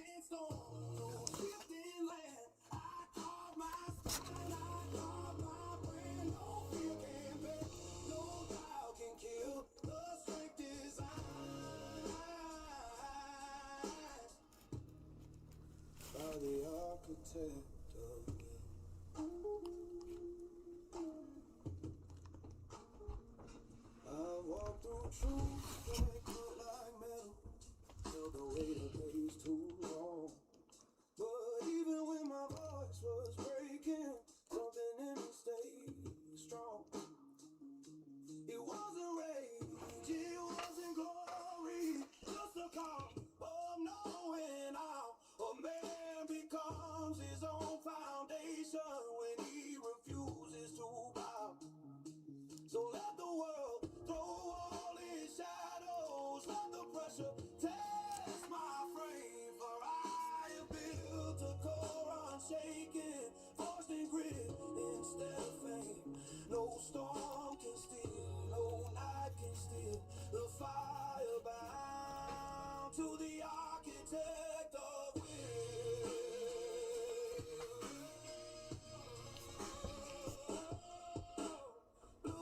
strength drawn from pain and hope. Line shade tide where I learned to cope. Strength isn't loud, it's built in skill by the silent hand. Love an architect of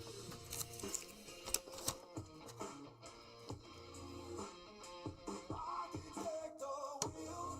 I rise, a man who truth the dark can't disguise. Through broken roads and borrowed skies, I forge my strength, I cut my ties. No force can shake, no fate can thrill the man reborn.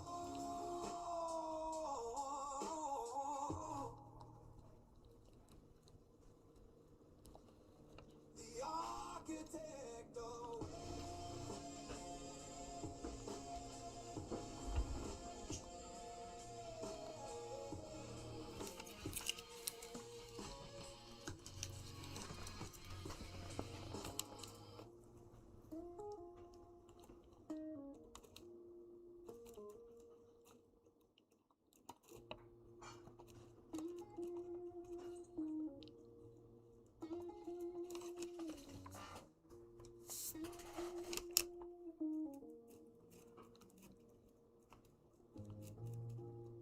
never saw the wars I carried, never heard the fights I won.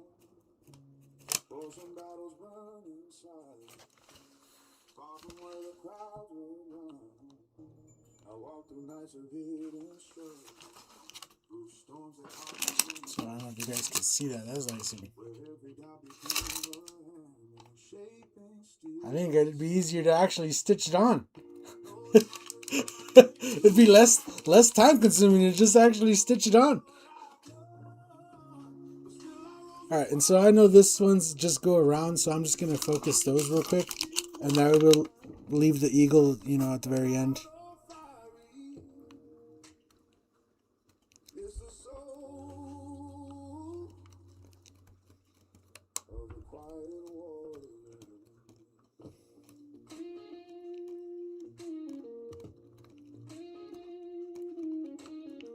A quiet warrior fights with patience, knowing storms will test his force. Stands when fear begins its whisper, and holds his ground a little more. Not fueled by rage, nor fame, nor glory, just the truth that lives within. Knowing that the hardest victories start where broken nights begin. I've carried wounds no eyes have witnessed, scars that only I can read, but still my steps remained unshaken. Still I fed the fire I need. No force to make my spirit free. I walk the path of the quiet warrior in me. Man, that's some little itty bitty. Quiet warrior doesn't shout. He sleeps storms the world casts out. You ever start a project and then you go, man, what did I get myself into?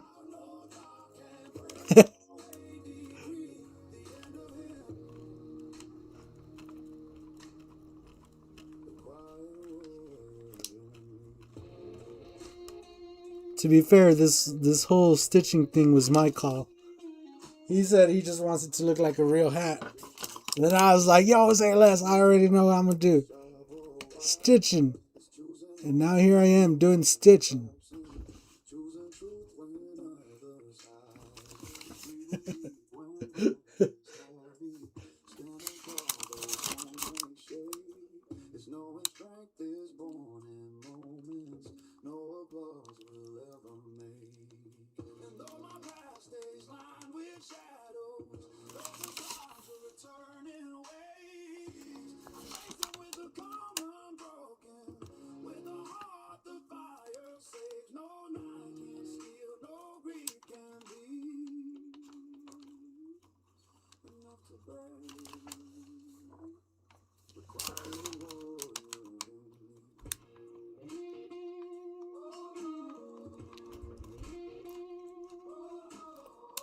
Let the world misjudge my All I know is that if an embroidery machine was doing this, it'd already been done by now.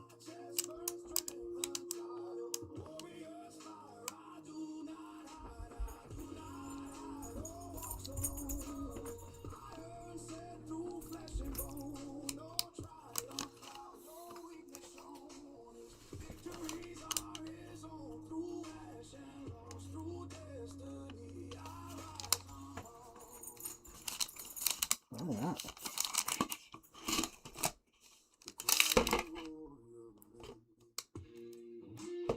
Just the red and the blue, it makes it look pretty cool. The contrasts on the gray a lot. Alright, so I have this little eagle right here, right where I can see it.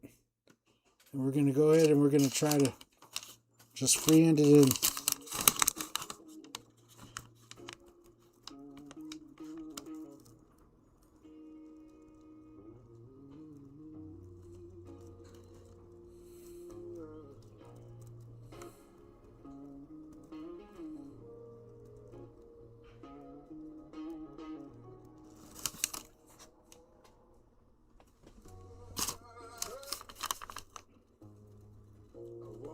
To try to claim me. The storms have been the strongest man. Felt the weight of everything against my chest again. But even when my hands were shaking, even when my breath ran thin, there was a fire deep inside me, whispering, this is not your end. I learned that strength is not the thunder, not the roar that crowds applaud, but the quiet way a man keeps standing when he knows the path is flawed. Through fear and doubt that screamed aloud, I held my ground and stayed unbound.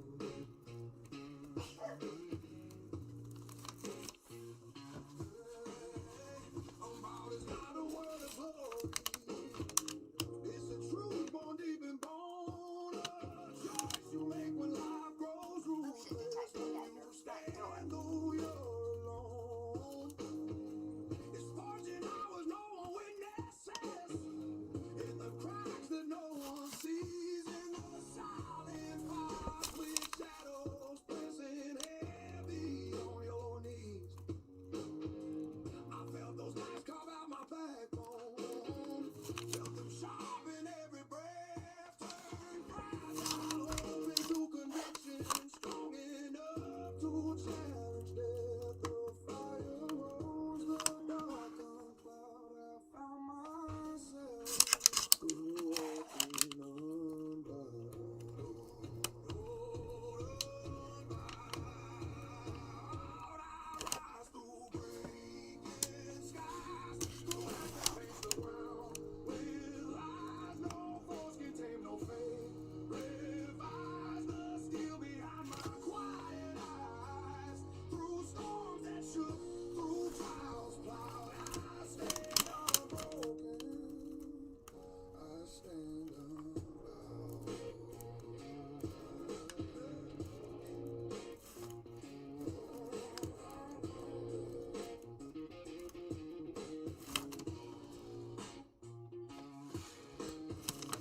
Learned a man is not his failure, nor the bruises that he yields. He's the sum of every morning.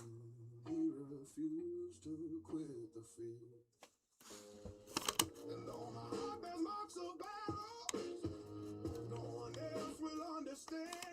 I carry them not as reminders of pain, but prove I understand. The world can push the sky. Whew. See, it was your bright idea. Yeah, I mean, it totally was. I signed up for this. But look at how good that's looking. How terrible is this looking?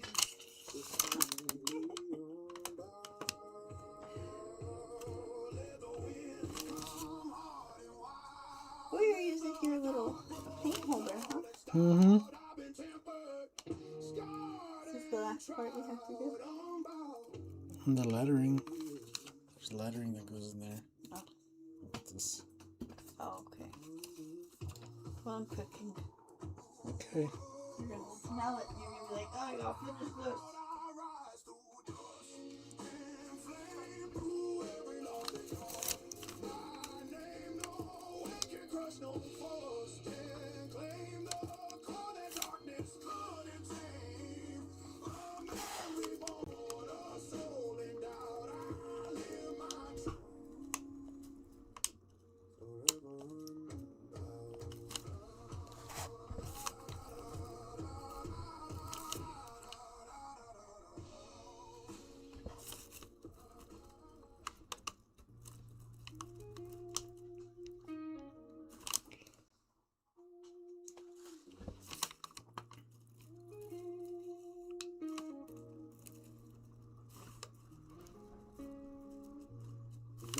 You know what? And I've been practicing my pinstrapping. I feel like it totally helps with stuff like this as well. Because just learning the paintbrush helps a lot.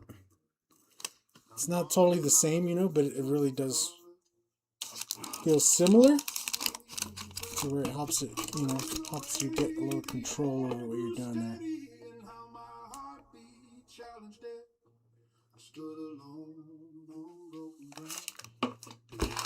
We're going to let this dry a little bit, and then I'm going to go back around the edges and just make it look like a little bit of stitching, you know. But first, I have to get this last part in here.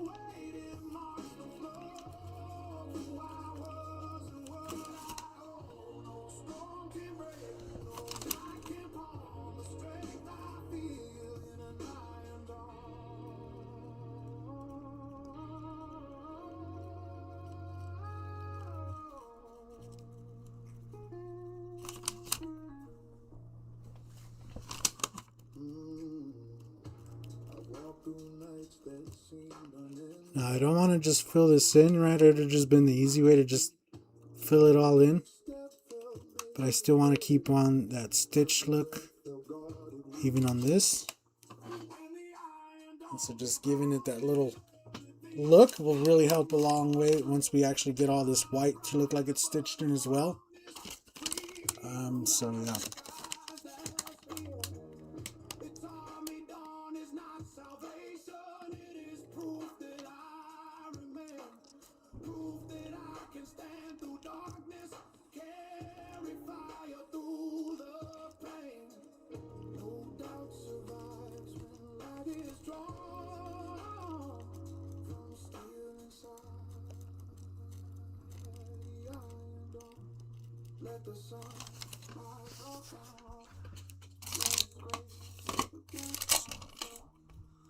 Something like this.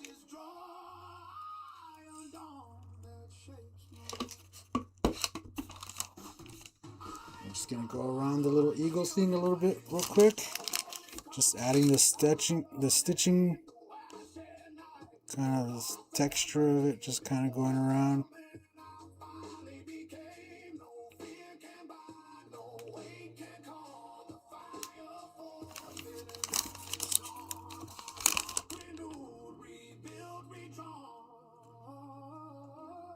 Just that little bit of texture is enough to really make your eyes feel like it's stitched on. But wherever it's missing, your eye really pulls that out and goes, hey man, that area is not right. Something's missing there. It looks AI generated. Fix it. Your eyes, as much as people still go out there and try to trick stuff, believe your eyes, man. When you see something and it doesn't look right, it's probably because it's not right. And I really hate the whole AI trend. Like right now on Facebook, everybody's doing those stupid cartoon pictures. And I really hate the fact that that's why everybody's electricity bill's going up. You got these huge ass data centers. What are we using it for? To make cats dance. To make some lady look prettier than she ever was. And to make some talentless guy all of a sudden feel like he has talent. It's just like, I miss the days, man. I miss the days when people had to practice and work hard to get good at something, and then they'd be able to post it. Or they'd have to hire somebody to, do a caricature painting of them, and then,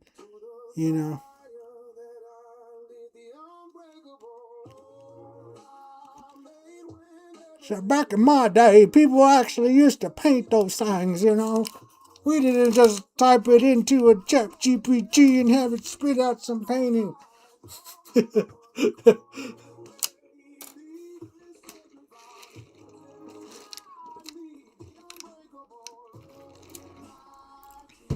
Yes, indeed, but gotta see it through. Oh, yeah.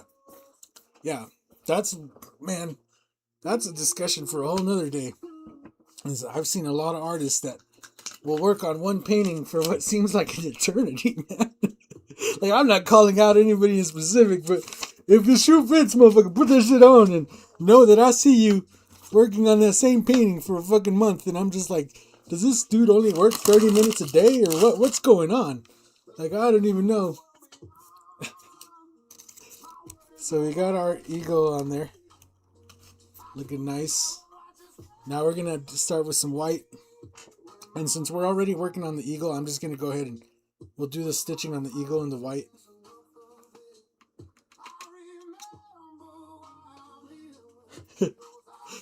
Not saying nobody in particular, but if you feel offended, it's probably because it's you. And I've seen you, and I know what you're doing. And them likes is not going to equal dollars. No matter how many likes you get, it doesn't equal more dollars. I'll let you know right now.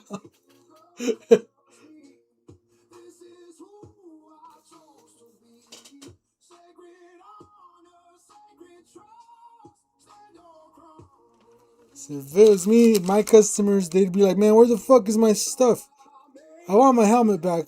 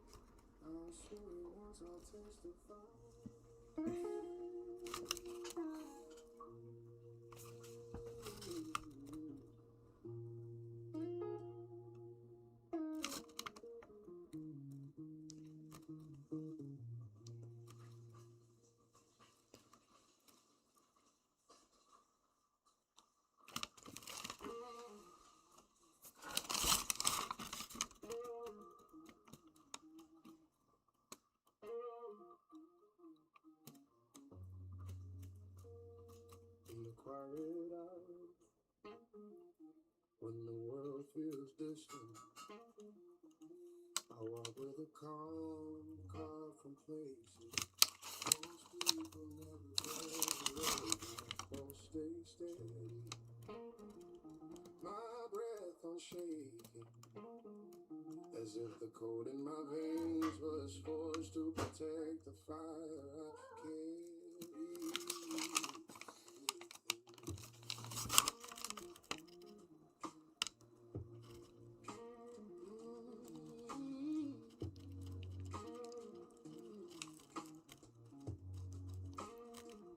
I move through the night like a shadow with purpose, guided not by noise but by the slow, unwavering burn. Baby, I'm not ready. There are moments when You still have music playing? Yeah, wait. that feels almost unnatural. The composure that doesn't crack even under the weight of unspoken storms. But I've learned to let my blood run cold. All right. When the world tries to unsettle me, to let clarity replace reaction, to let discipline quiet the doubts that rise like smoke in the corners of my mind. Getting there. We're getting there. My soul burns hotter than ever.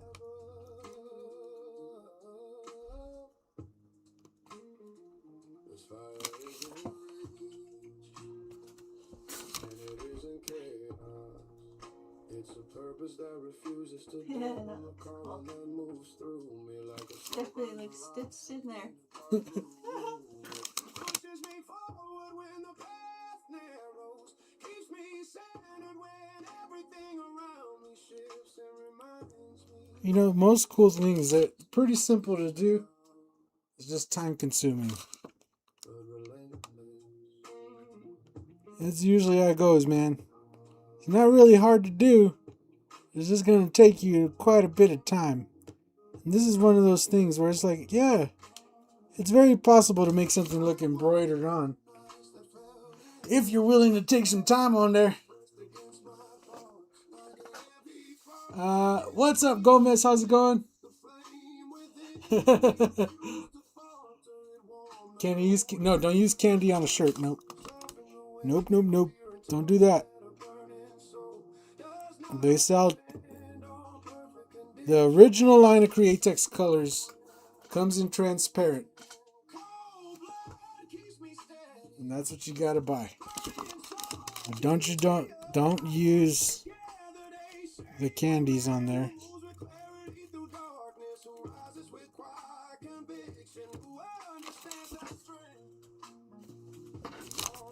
And that's actually how I learned how to airbrush. And why my color theory is so good. Because when I learned how to airbrush, everybody just used the standard Createx. Standard Createx, like that stuff over there. Not the Wicked line, not the Candy 2.0, nothing like that. Everybody used the standard stuff. Because we were all doing t-shirts back then. And we use transparent, all the colors, and then you use opaque black and white. Some of us got fancy at some point, like when we were airbrushing on black, we had a whole separate line of opaque colors for the black, just because it helped them, pop out and stand out a little more on the black. But for the most part, everybody just had the transparency. So there you go, look at that.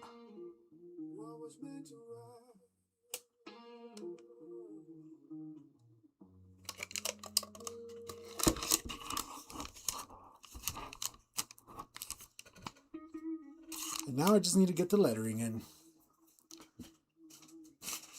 The lettering, man. What's always seems like the easiest part always turns. Oh, I hate the lettering. Oh, the lettering is next. Oh no.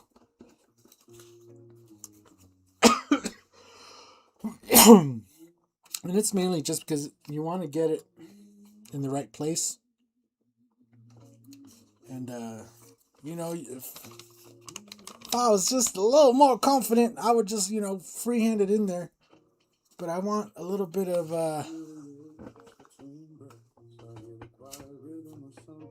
Where did my blade go? I want a little bit of a reference as to where this goes so that we don't just, you know, mess it up. Calling me back to the part of myself that the world could never shake. The part that moves untouched through shadow and silence. Life is trying to take me in 1,000 subtle ways. Softening edges, dimming flames. Turning certainty into hesitation. But beneath every doubt, beneath every moment where I almost surrender, the heartbeat remains calm, steady, unbroken. So I'm going to show you guys something real quick that I'm going to do. Just so we don't have to cut out all the lettering.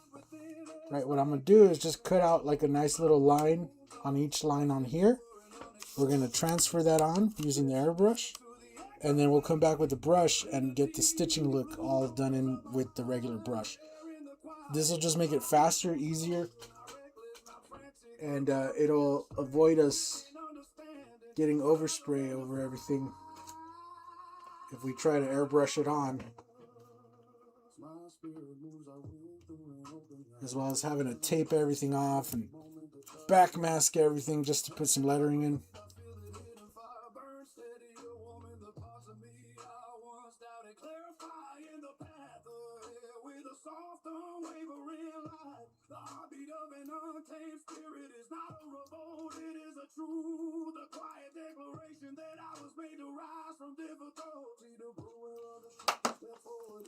And I don't really need much, just running the blade and making a nice little cut, because all we need to know is where the line goes. And I'm just going to use a little bit of tape, put it into place.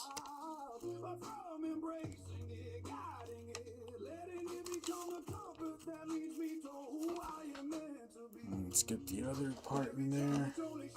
We'll leave the good time rollers to the very end.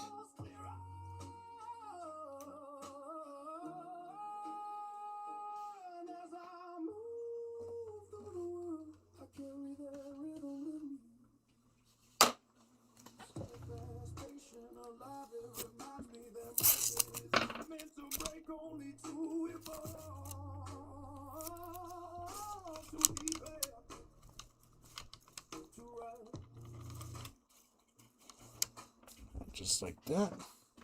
We're going to take the airbrush.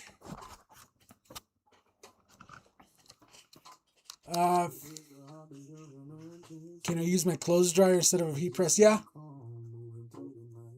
Yep, you can.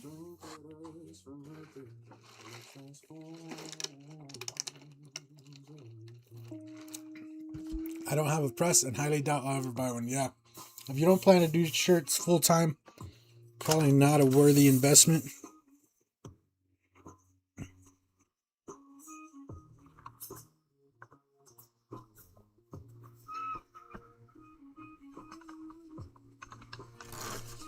Alright, let's just really quickly spray those in.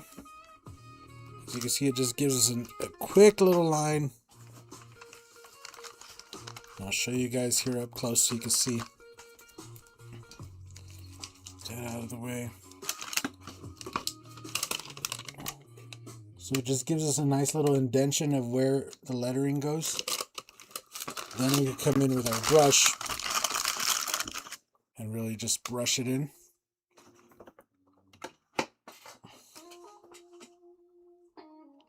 And for any of you guys that watch Steve Leahy, I mean, you've probably already seen this done.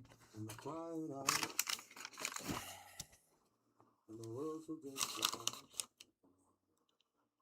move through the still, the calm, no one talk. There is a dignity born in silence, a postcard from long nights where only my thoughts kept me company. I learned to stand without applause, to rise without witnesses. We're going for a stitched in look, so I'm just... And in that solitude, something noble began to take shape. I walk with the weight of every moment that forged me, not as a burden, but as a quiet crown, unseen, unspoken earth. The shadows that once felt cold now bow in recognition of the man I've become through endurance. A gentleman not defined by the world, but stillness he chose to embrace. There is a rise that happens within. Before the world ever notices the change, a rise made of calm. Breathtaking. Others would break of choosing character over comfort when the night tries to pull you back with his rise is mine. Silent but unmistakably strong.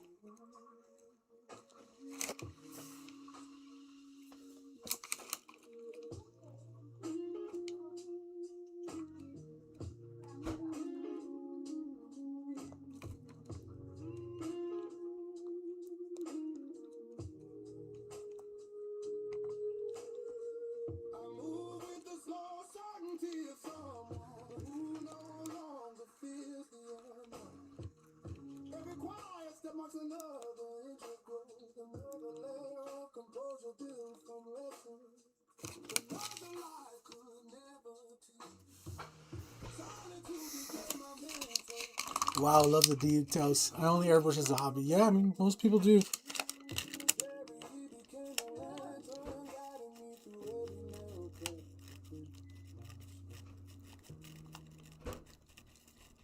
There is elegance and resilience, of grace and choosing patience over chaos and restraint in the man who rises alone and remains unshaken, not out of pride, not out of isolation, but out of an understanding that the journey inward is the foundation of every rise to follow.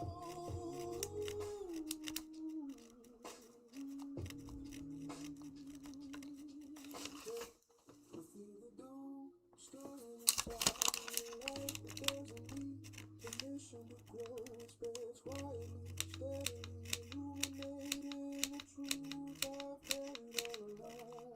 That the ascent of a man begins the moment he trusts his own silence.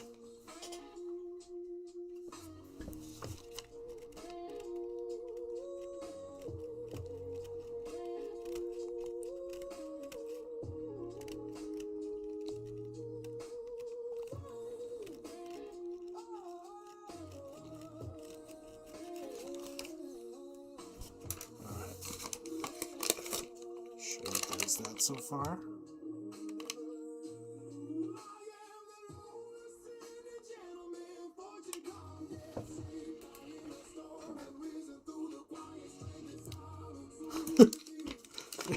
It's actually a little bit silly how good it looks. I think we have to go back over the red and do like the stitching effect on the red because it does. I don't know if you guys can tell. It just looks a little flat on the red part. So once we finish this lettering here on the top, we'll go back and we'll do a little bit of a red detail there. Love the 3-piece patch look. The 3-piece patch look.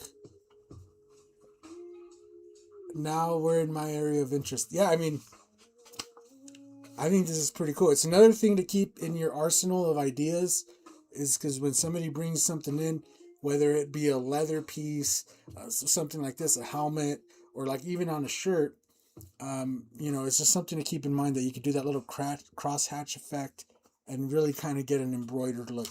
It's just something you want to keep in your back pocket.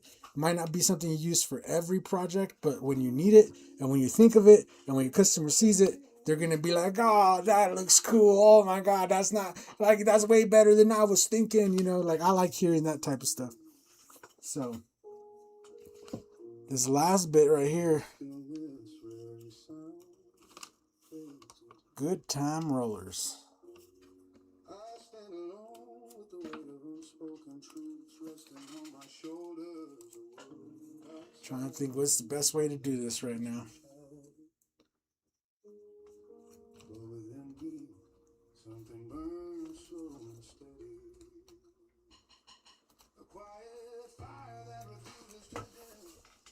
It's not anger, not chaos, but a noble fury born from realizing who I am when the noise finally. Yeah, I need a paper. Solitude has a way of stripping everything down, removing what is borrowed falls so fragile until only the core remains. The part of me that does not bend.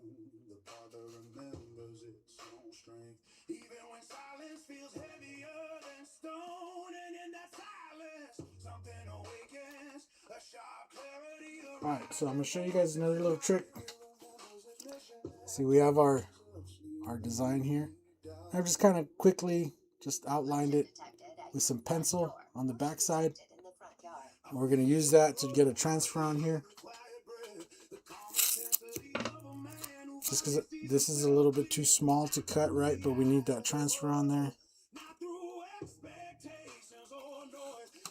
It ain't going to be the best, most brightest transfer ever, but it'll let us get the job done, and that's all we need. Be careful not to actually press it down onto the surface.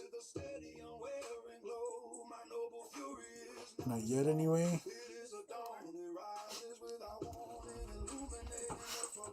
Once you have that on there, we're going to take something smooth and flat like this, the edge here of the blade, and we're just going to scratch it.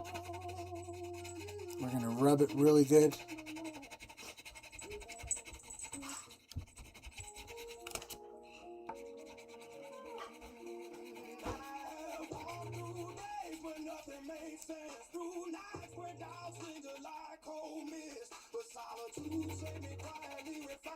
And again, it's not going to give us a super dark impression, but it's there.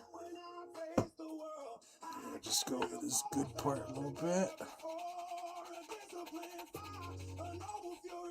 And if you have one of those Stabilo pencils, like a white one, that would also work.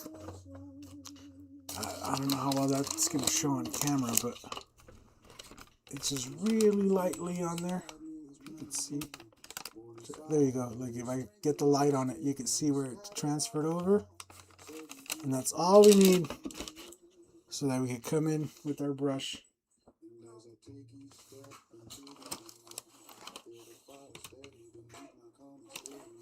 And then just for reference, we'll keep this right here so I know how the lettering looks.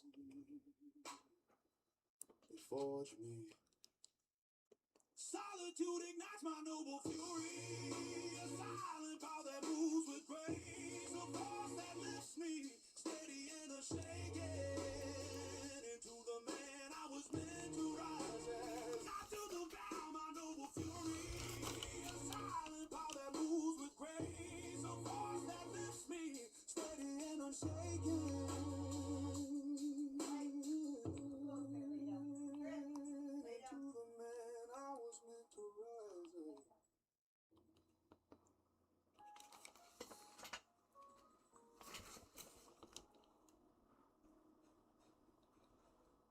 So yeah, when you're in your pinch and you need to get that transfer on there, that's also a quick and easy way to do it.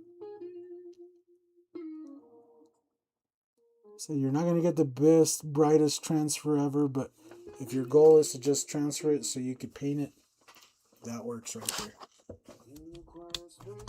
Dude, that this is for is going to be like, shit, yeah.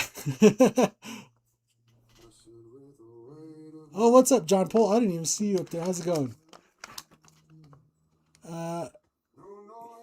Mohat's coming this way. The whole club about to want one for sure. I know. I hope so. Never works out like that, though. I always do one, and then the whole club goes, and they get it done somewhere else. They'll take my idea and just go somewhere else. Oh, well, this other guy's going to do it cheaper.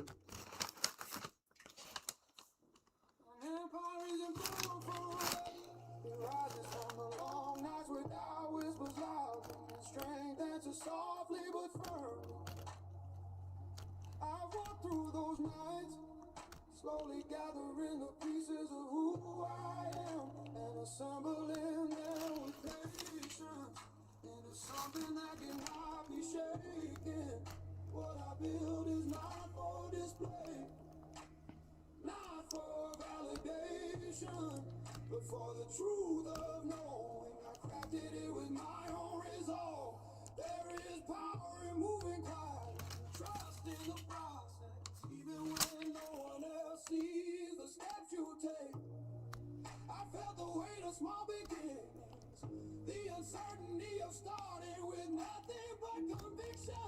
Yet each breath, each Decision made with clarity. Came another brick in the structure of the man I have become. They're usually pretty loyal. Shoo. Shoo.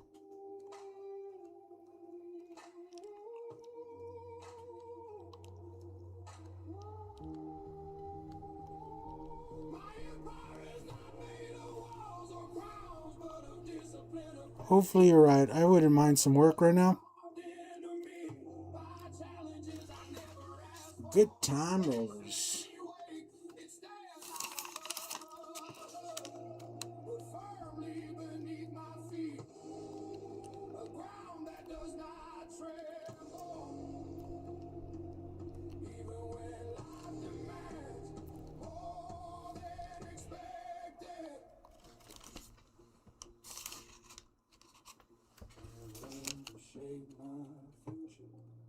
Not with haste, but with deliberate calm, to trust the quiet voice within me that knows the way forward long before the world believes it.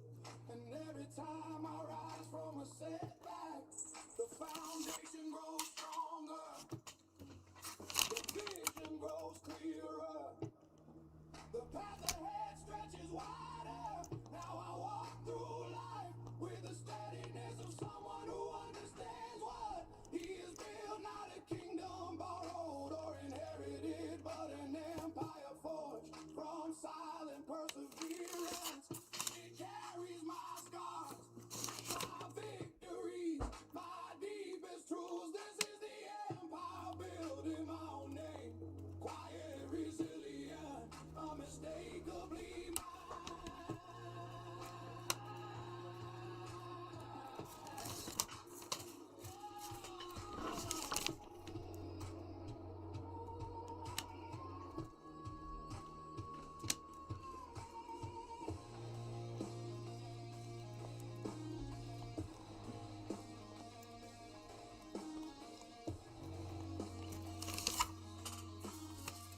I can't believe that's a freaking hard hat. Not made for display, but for purpose, not loud, but everlasting.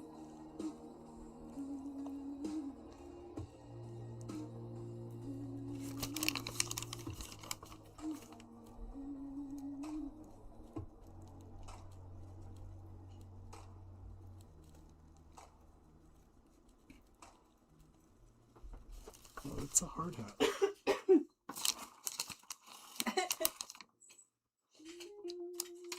Alright, I'm going to just put some red down here.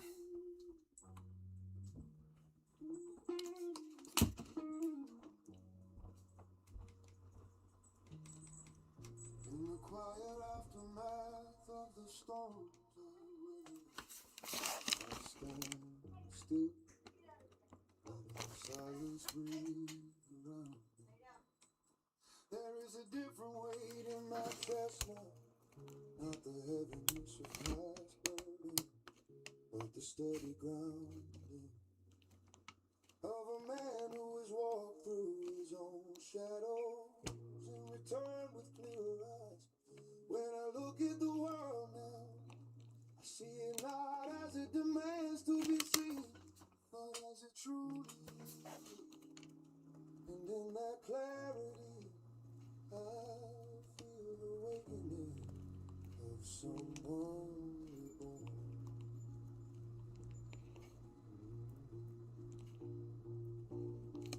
My gaze no longer drifts with uncertainty, it holds steady, anchored by truths forged in night. When I had nothing but my thoughts for company, I have learned to face myself without fear, and in doing so, I uncovered the strength hidden beneath the doubts that once clouded my vision. There is a calm within me now, a slow burning certainty that wasn't there before. Rebirth doesn't come suddenly, it comes from the small choices, the quiet confrontations, the moments where the old self falters and the new myself rises without asking for permission. I've let go of what no longer defines me. Shed the expectations that once tightened around my spirit and stepped into a version of myself that feels both unfamiliar and deeply undeniably authentic. When I meet my own reflection now, I see a man shaped by silence, not broken by it. A man who found direction, not in applause or recognition, but in the subtle guidance of his own resilience. The gaze I carry is not sharp from anger, nor hard from bitterness. It is steady because it has seen darkness and chosen not to become it. The world may not notice the shift, but I feel it in every breath. This reborn gaze carries a Yeah, that just broke up the red just enough to make it look a little bit more believable. patient who dimmed his own fire to fit in the places unworthy of him.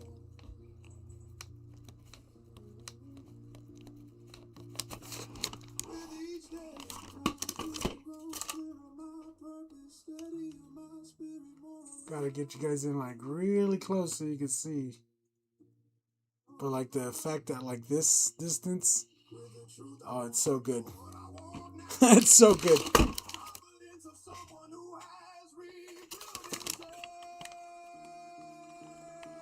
from the inside out.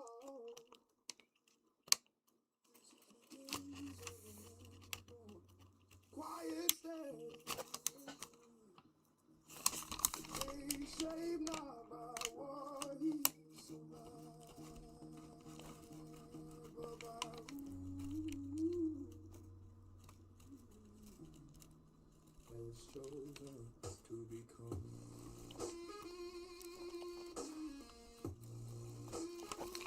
Alright. So yeah. Let's go ahead and take off our masking here.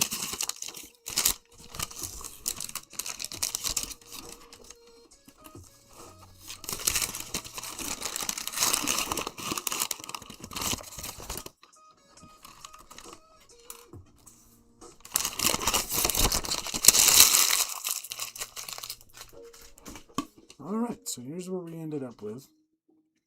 Turn off this light so you can see. Good Time Rollers, Motorcycle Club Denver. Then we got the Harley logo one side. We got the Highlander airbrushing on the back. Highlander, there can only be one. Then we got the burgundy Harley logo in the back. And then on the front, Good Time Rollers. And I'll get the lazy shoes in here. And we can spin it around for you guys. Look at that. We'll get the light up here. We'll see if this thing adjusts. There you go. And it freaking looks like a hat.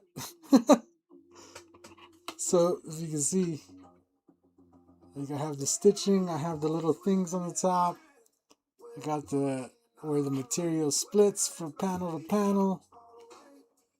I was almost thinking of turning it into a snapback, but he said he wanted that back there, so I think it would have been cool to make it look like a snapback.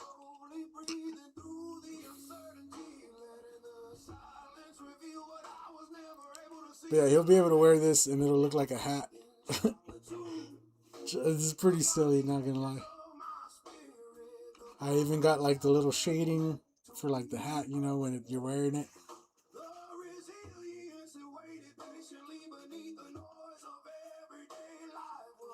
That's janky, and that way it's gonna look cheap. What? There you go.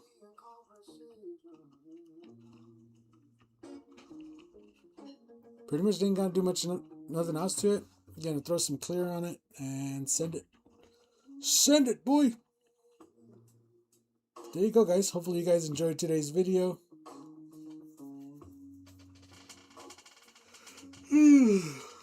Thank you guys all for watching. Oh my god. Shout out to Skull Squad member there, Bobby Silva with a fancy skull next to his name. Oh yeah, boy! Look at that Skull Squad member. The wife has dinner ready. I could smell it, so I'm gonna go and get myself some dinner. Hopefully you guys enjoyed today's video, and we'll see you guys on the next one. Later, everybody.